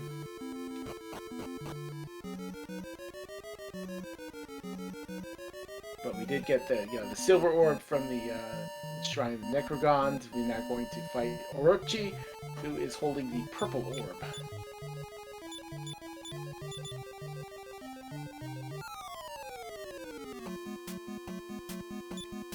Actually, she is so excited to see us, we're going to fight her twice. Nice! Sleep! Nice sleep. Nice Kaishi, but where do you get all of these? Okay! No damage! No damage? What in the world? Where do you pull these from, Crimson? Amazing stuff.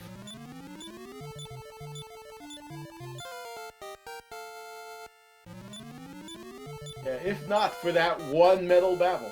That one extra metal babble.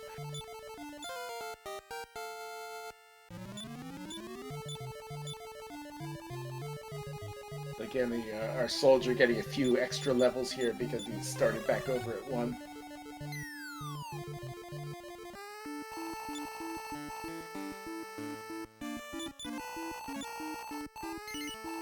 So it turns out that that Orochi was masquerading as Himiko, the ruler of Japan, and we have now unmasked her, and so we fight her again. Nice sleep! For the orb that she holds.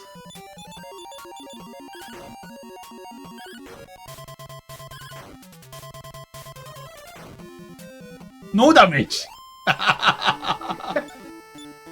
Again!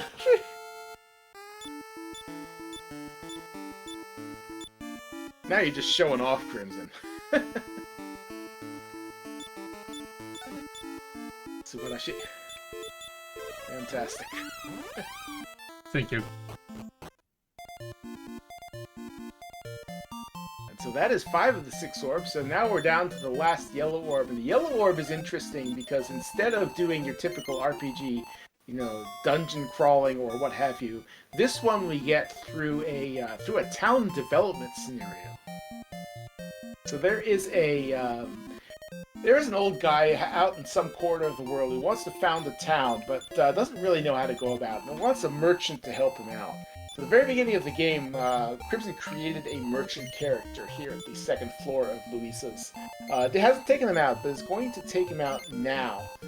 And the whole purpose of this character is just to be that, to fill in that slot, to be that merchant to help the guy start a town. And unfortunately, since you can only have 4 characters in your party, it means we have to stop here. We have to put one character away and then take out the merchant. Each of those, of course, is a lot of dialogue and has an extra save, etc., etc. But the merchant is now with us, and we can make our way to where this future town will arise.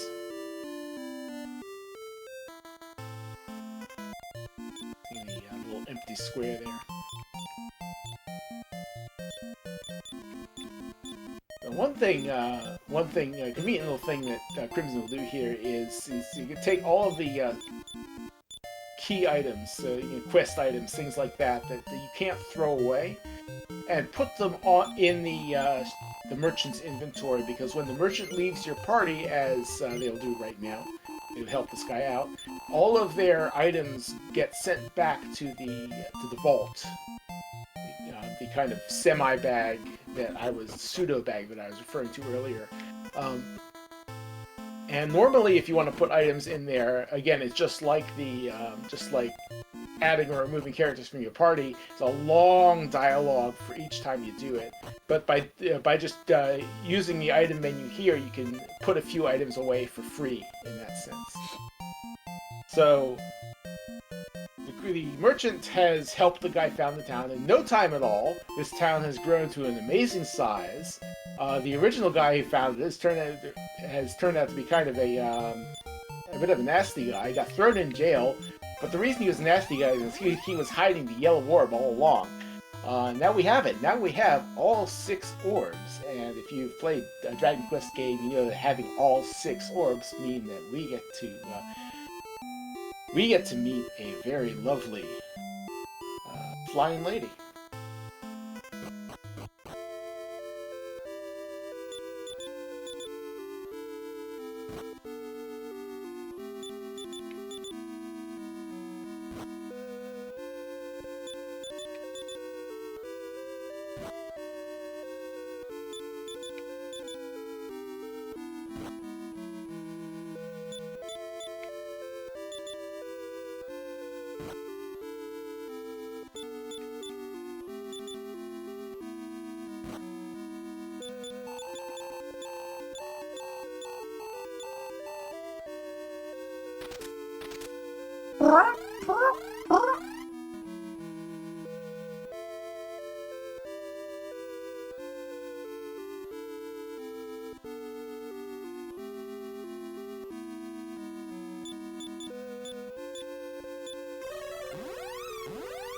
Iconic scene in Dragon Quest, in the Dragon Quest lore.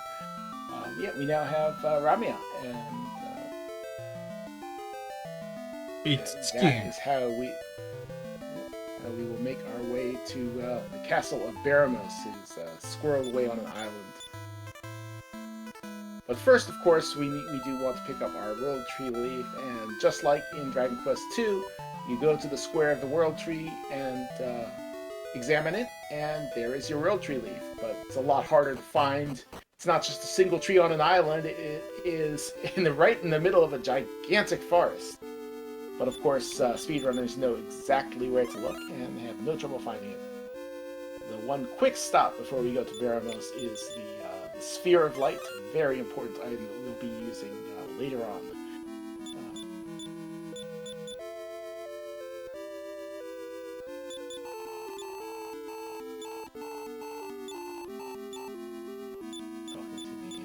Queen of Dragons here in her secluded castle. Regrettably passes away, but leaves us the Sphere of Light. And we can return to Eliahan. We're going to go back and refill our party. Again, we're limited to 4 people, and we do want 4 people for the fight with Baramos. You generally do not want to go into a last boss with an undersized party, so we will be picking a 4th character back up. Right after we stock up on some herbs.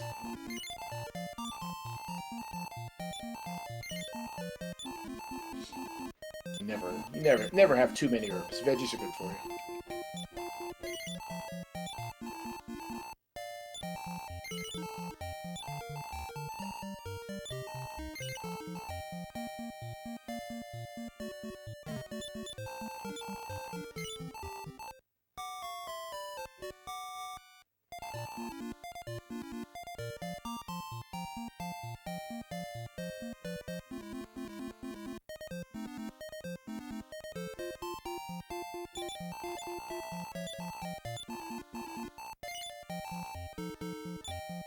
バラモス行きますが、シップアップの仕込みでカザーブから飛びます。はい、船ワープのグリッチと仕込みで、イシスからではなくカザーブから行きます。So we are about to head to Baramos, but before that, we are actually going to do a quick stop over at Canave, because there's one more cute little glitch that Crimson's going to be taking advantage of a little bit later. And I'll explain that when we see it, because it would probably make more sense at that point, when you can actually see what's happening. But we are going to make a quick stop in Kanave before. Okay, we're going to go straight to bonus. But we'll be making a stop in Kanave after. So if you're when we get out of here, you may, if you know what to expect from this game, you may see some unexpected visiting some unexpected places. But that's that will be in preparation for a bug a little later. So just as a little heads up from Crimson there. But we are in fact going straight down to Baramos, and again with the second controller A button held down. The only person we have to worry about, or whatever he may be, is Baramos himself. Everybody else is just sitting by watching. Bated breath for the outcome of this fated battle.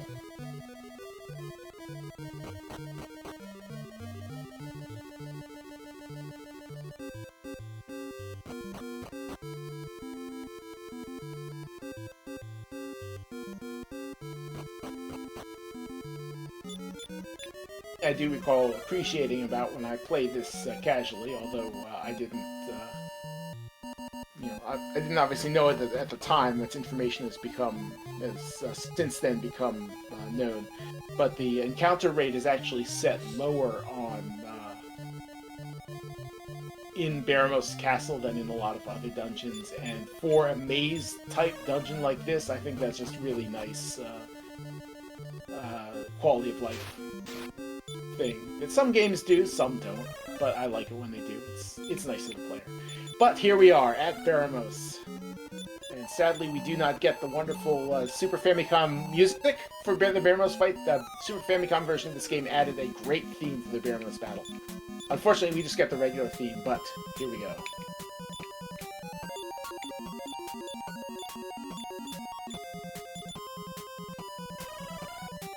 Nice. Manusa 入りました。 So good stuff. Yeah, we got surround on him, so that's a big thing. Surround is enforced, I believe, 5/8 chance to miss, and that's any damage we can not take from Baramos here is fantastic. The one thing, oh good, no limbo. The one thing we absolutely do not want to see here is limbo. A limbo is a spell used only by Baramos, I think by one random enemy somewhere else. It just ejects a character from your party, sends them back to Luisa's place.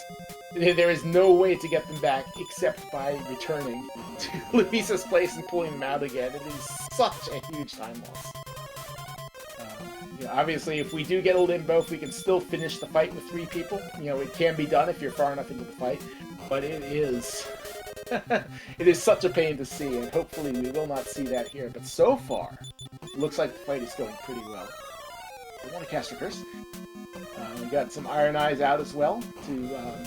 Baramos does have fixed turn order. You can predict what he's going to do, so you can, if you so choose, you can Iron Eyes right through the limbo turn as well. Looks like that may have been what Crimson was doing here, Ironizing through that and through a couple of other really nasty turns. Iron Eye is a spell, by the way, that just makes you completely impervious to all enemy actions, not just damage, but all actions. So basically, lets you skip through turns, and particularly useful for cases like this, where the enemy has a fixed turn order.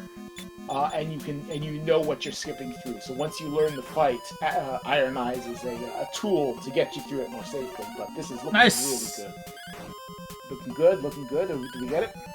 No limbo again. Limbo missed. That is great to see. 目玉に来んな This is looking real. 頼むおーしI got one!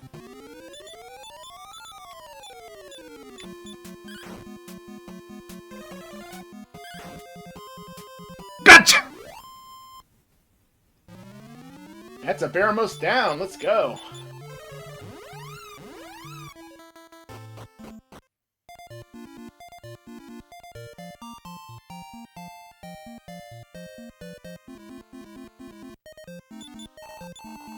that was a really solid fight. No limbo hit, which was really fantastic. Every time you see limbo come up, it just terrifies you, but it all missed. We got through it. No innards were feasted upon. And now we're going to pull up the extra step that Crimson was mentioning earlier. Because normally right here we go and talk to the King of Aleahan, and surely that is the end of the game, right? But actually, no, there's more that happens. But before we do that, we are actually going to take a quick stop here and do a couple of shenanigans. Now, one thing is that normally you can't do this because when you beat Baramos, the game takes all of your return destinations out, your zoom destinations out from your characters, except for Aleahan, so you're forced to return to Aleahan. The ship is also not available, so that you can't leave the island, and the only thing you can do is talk to the king. But if you have a character in Luisa's place who has other return destinations, those are not affected. So this kind of goes back on how the game can only store so many characters in the game's memory at once, and the ones that aren't in your active party, the game has no way to, no easy way to manipulate them, so it just skips over them. What that means is their return destinations are still active, and so you're gonna see a little funny thing happen here. Walks off to the left into the water. And all of a sudden, he's on the ship, which the game tried to hide the ship from you. But it hit it in a very specific place, and it turns out that you can get to that place from Portoga, from within the town. And there is Ramia hiding out on the sea. Again, the game trying to hide her from you. But if you know where she is, as the speedrun community has figured out, you can go and grab her with your stolen ship, and you have full access to the world again. You are not supposed to have access to the rest of the world after beating Baramos, but we've kind of, did that. Also, you're not supposed to have, you're not supposed to get here before doing all of the stuff with the king, but we kind of skipped that.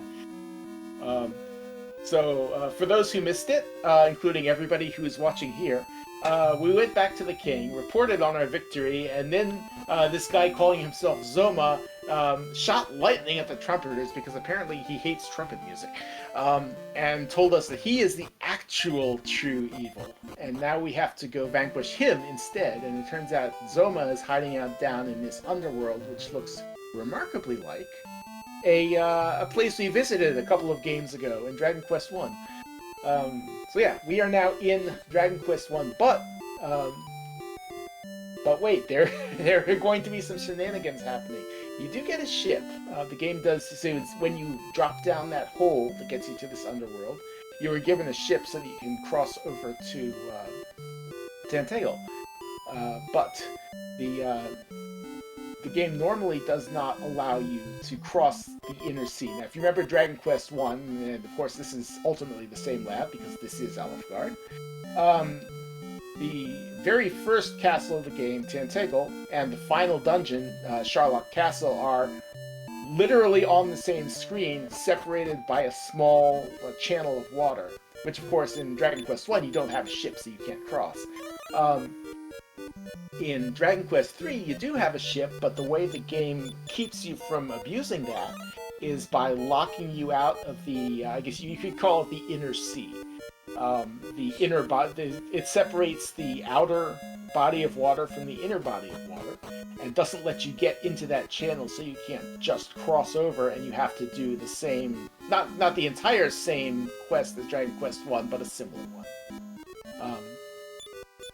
So we are stopping in here for in Rubus's tower here to do the requirements for that. But there are going to be a couple of shenanigans that happen after this that let us go places that we actually aren't supposed to go.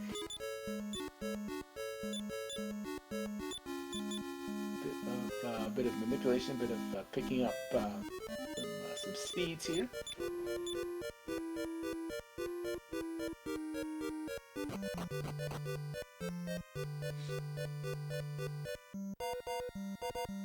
Lighter.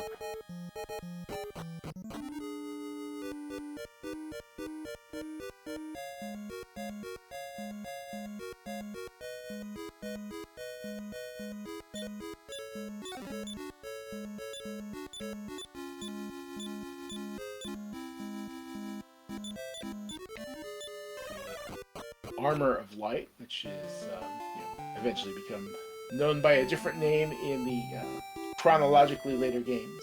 But we do want that that survivability. We do want to get the And ship warp! and now we have so so Crimson left his ship there at a very specific place. Wow! So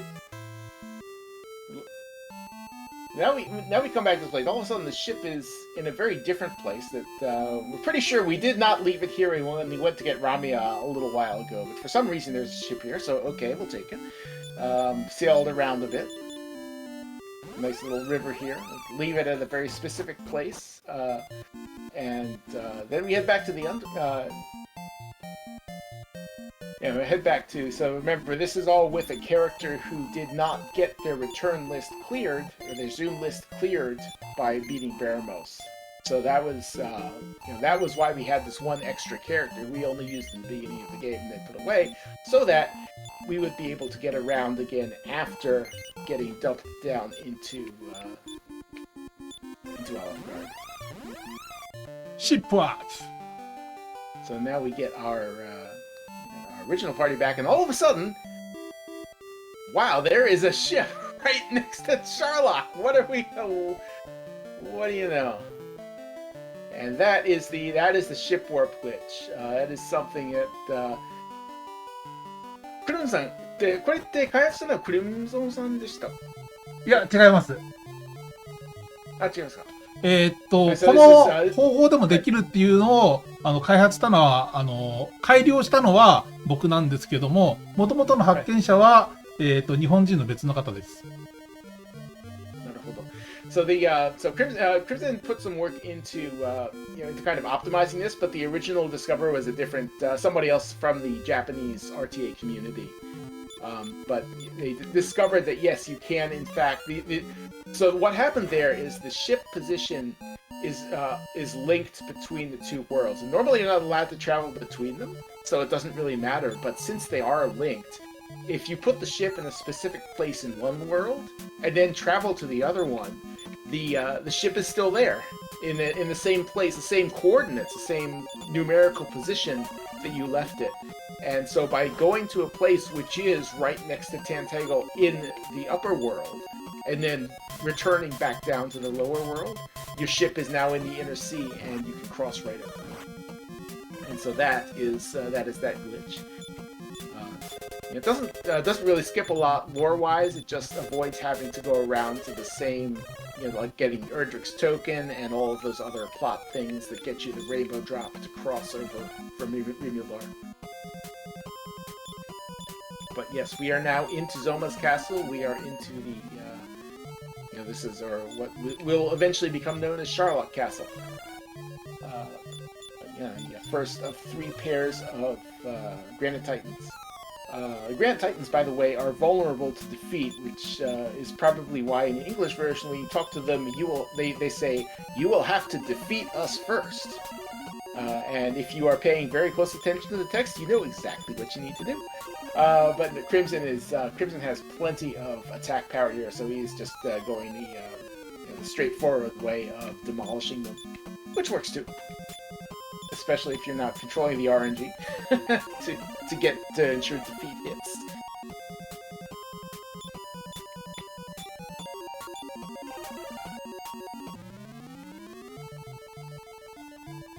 Well, it does look like he's using Limbo, though. Okay. Limbo is an option, too, certainly. But yeah, the Grand Titan's gone. Gosh, a stairway! Classic line.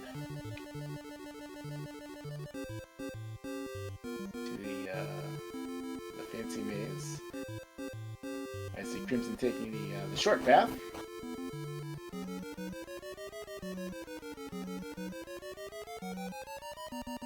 It is very tricky to get through that floor on a short path, but there are a couple of couple of sneaky tricks you can use. I may or may not have done so in the past, but yeah, made it through, as long as you make it through safely, reasonably quickly. It's up to you. It is a very clever thing that changes the direction you walk, depending on which direction the arrows and the floor are pointing. So kind of the Rubus's tower that we visited earlier, where we got the Armor of Light, was kind of the tutorial for that, and then it shows up here in a very nasty setup where a single misstep, a single wrong direction input, sends you into a basement floor full of nasties that you then have to escape out of. But of course, even if Crimson had missed an input there, he's got his second controller A button down and just cost extra time and not any serious danger.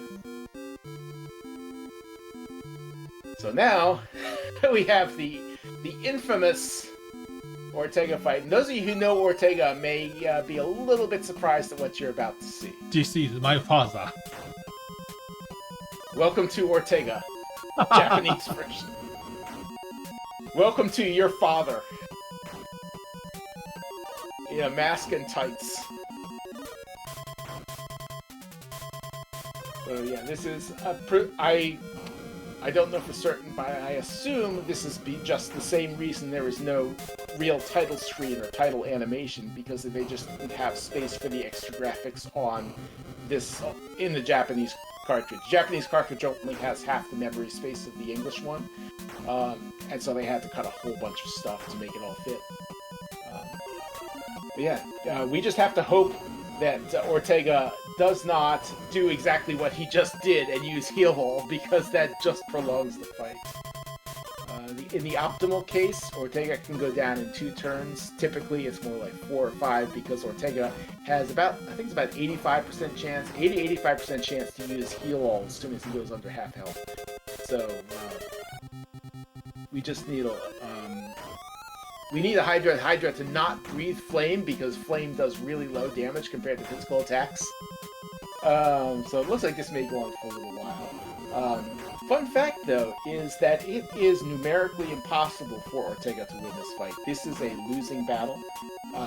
I actually wrote a simulator, tested all 268 million possible RNG combinations for this fight.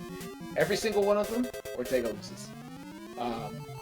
And nonetheless, the interesting thing is, so you're going to see the last words from Ortega to his son, who he does not know is even there. But the funny thing is, the developers, who presumably did not have the compute capacity to test this when they developed it, actually put in some extra dialogue in case Ortega ever won the fight. It would say Ortega used up the last of his strength and collapsed, or words to that effect. Ultimately, as I said, it's numerically impossible. Ortega cannot win the fight unless you hack the program, in which case it's now a different game. But I like to call out the fact that developers added that case in just in case Ortega won, because they didn't know for sure if it was possible or not. And as a programmer myself, I always like to call out good programming habits when I see them, and that is definitely one. If you're not sure that something will never happen, make a safety check for it. And they did that, so shout out to the developers for doing that properly. But yeah, that is, we picked up our Sage's Stone, very important item, of course. The Sage Stone is effectively a heal us item, so it heals the entire party on use. Anyone can use it. You don't have to be a pilgrim or a sage. Anyone can use it. So very important item for this last boss rush coming up. So as with Dragon Quest II, we have a boss rush rather than just a single final boss. And this one's a doozy. So Zoma has come down to greet us, but our first fight is actually the same King Hydra that Ortega was just fighting a moment ago. Hopefully we can do a little bit better against it. immediately pulling out the by-kill from our Magic Warrior.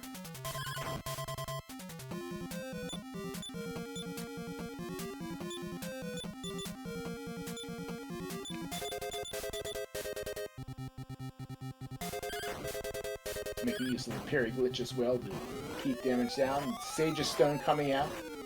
We're probably going to be seeing that every turn just to make sure our health stays up, because we are, while of course Crimson has planned all of this out, we are still very low level compared to where you expected to be in the game. I think they probably intended to be 30 to 35, level 30 to 35. We are at low 20s. And so we do need to use all the tools at our disposal to survive, but survive we do, and Hydra, revenge has been taken on King Hydra.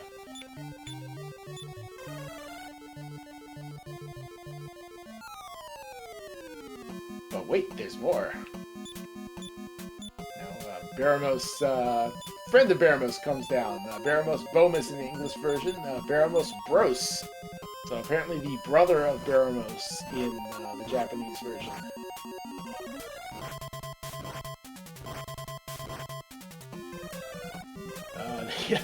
Double Exploded is not a good way to start.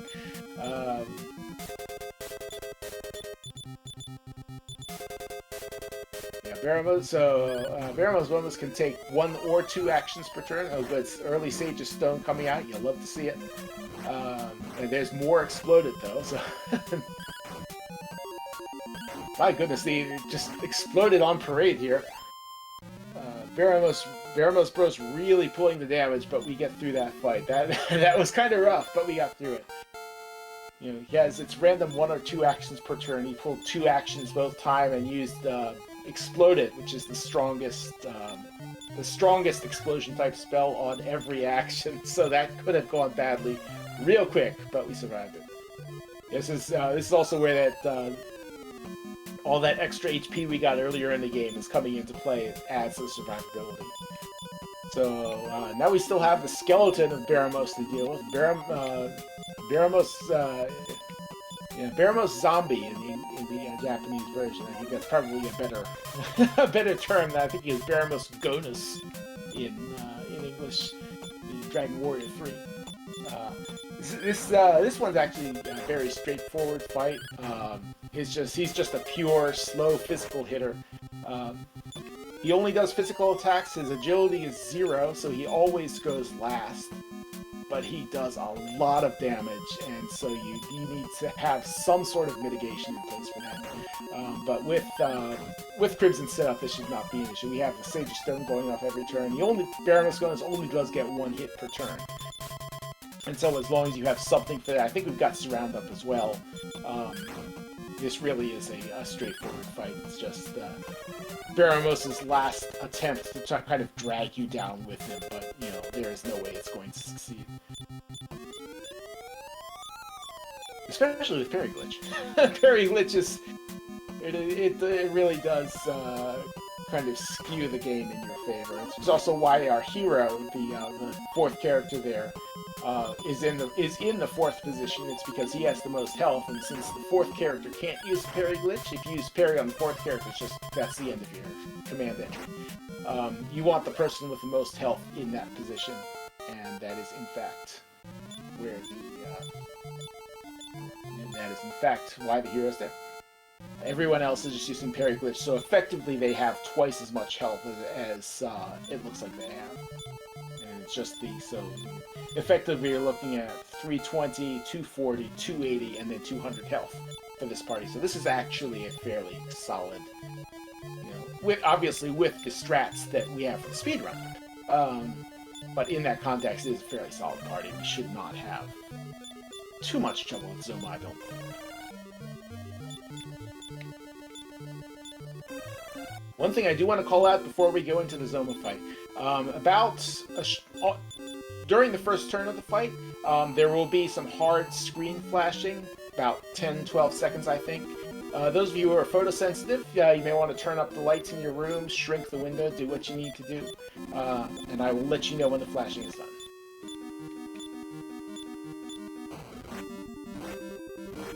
Let's go!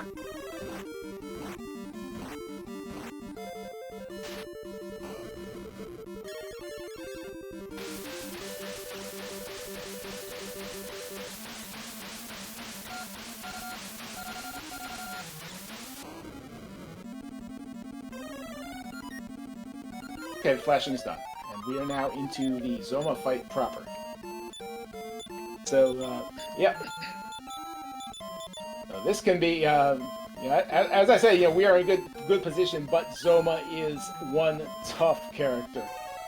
This is not a pushover by any means, even with speedrun strats. So he also regenerates 100 health every turn. So we have to be doing a lot of damage. That is why we want the bike kill.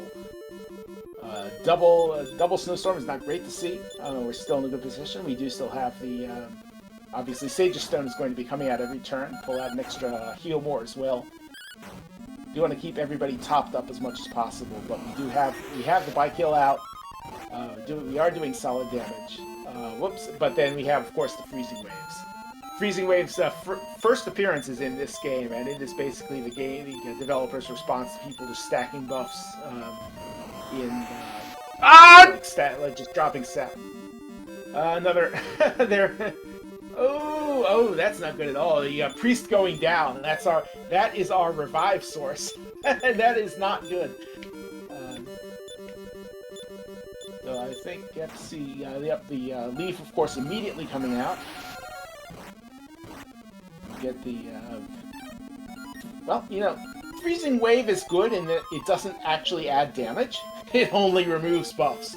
Actually, freezing wave in this version of the game removes all buffs and debuffs. So it removes sap as well if you have it on Zoma. So it is basically the developer's response to people just dropping sap and damaging, dropping tons of damage. But as we see, Zoma is doing tons and tons of damage. So one thing that Crimson can do here is use healing items or spells on Zoma. This is actually a kind of Easter egg added in by the developers.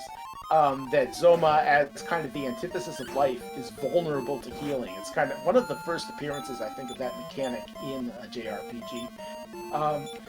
But they made a little mistake when they implemented it, and they forgot to add a damage range for herbs. So when you throw an herb at Zoma, it has a chance to do either, I believe it is 139 to 255, or 0 to 67 or thereabouts. It's a very odd combination. But just because they forgot to add the data, the game takes random information and turns that into a damage range. What we saw a moment ago, one of the Japanese commenters noticed that the herb actually missed, and what that means is it rolled a 0 on the random damage range. Out of that, bugged range, it rolled a 0. To just tell the Japanese viewers as well. 日本語の方に申し上げると、薬草をミスったっていうのは、ランダムで0ダメージが出たっていう just 0コメントがあるんですが just 0ってなったので、それがミスとして表示されるっていうことですね。256ダメージですね。いや、256じゃなくて0。だからまあそうですね。Yeah. So yeah, that's it's a kind of rarity that you don't normally expect a healing spell or a damage spell to miss. But yes, okay. Kind of a side effect of how the game processes. But we are there. We go. We got Zoma down, and you see the Baikyou really doing work there. Those 140, 150 damage values that you see there at the end, that is all Baikyou, and that is why we ride those metal babbles to get Baikyou on our soldier. Nice time! Yeah.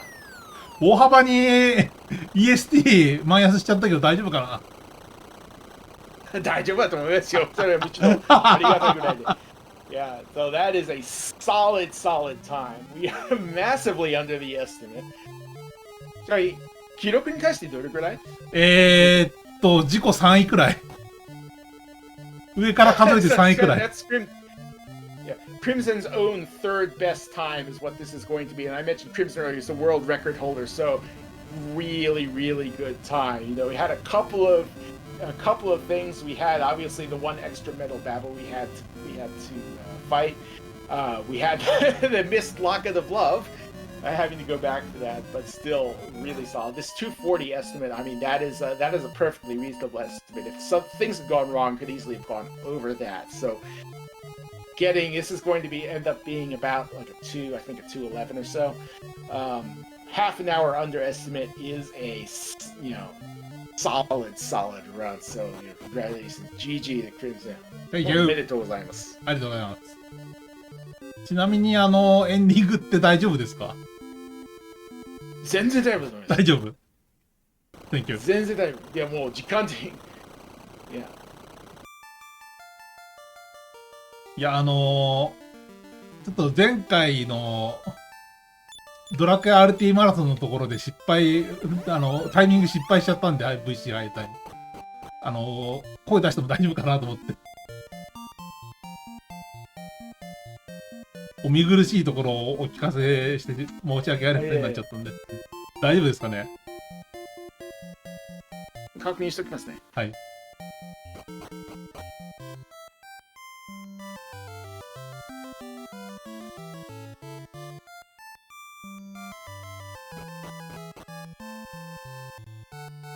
一応音量に注意していただければ大丈夫と思います。Okay.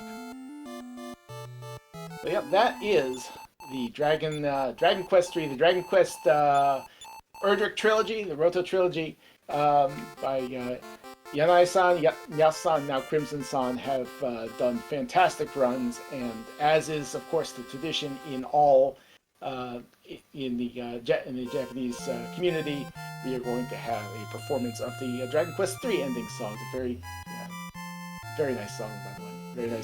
Very nice theme. One of my favorite ending themes in the series, I think.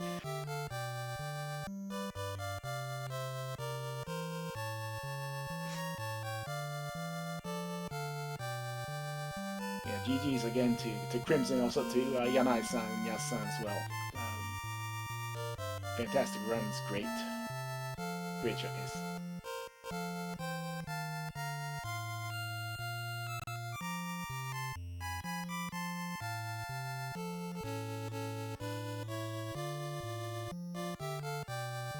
時間12分くらいです。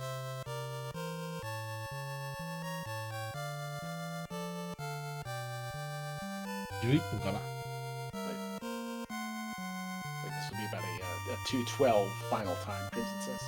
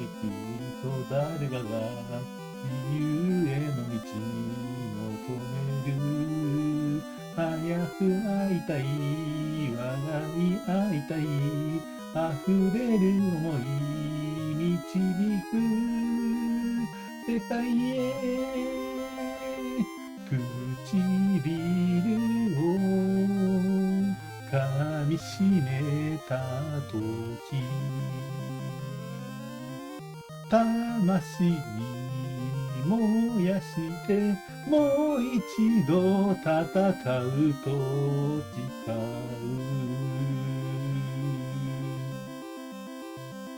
Thank you! Thank you, Crimson. ありがとうございました。ありがとうございます。And that is, as we mentioned earlier, the timer does run until the end appears on the screen, as traditional in Japanese community. So we will let this play out. But thank you all for watching. I hope you've enjoyed it. Enjoyed the runs. The commentary has been helpful. I've tried to cover all of the most interesting points that I could, without getting into too much detail. But it's they were really great runs, and I've seen the Dragon Quest 1 and 2 runs I actually saw for the first time, and it was really interesting seeing how those unfolded as well for me. I hope you've all enjoyed it, and definitely stick around because there is plenty more marathon to come.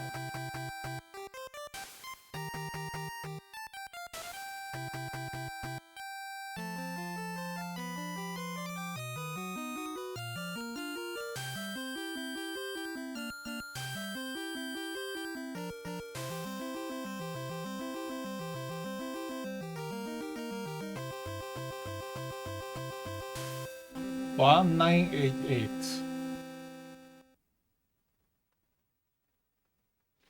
Thank you!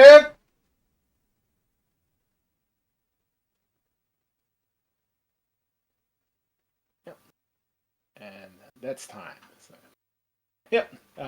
This is not actually, that's a good point. This is not actually a the end screen. This is a to be continued screen because, as the game tells you, it all connects back to Dragon Quest 1. But that is, yep. 211, yep. 211.43. Solid time. Well done. GG Crimson. ありがとうございます。Thank you.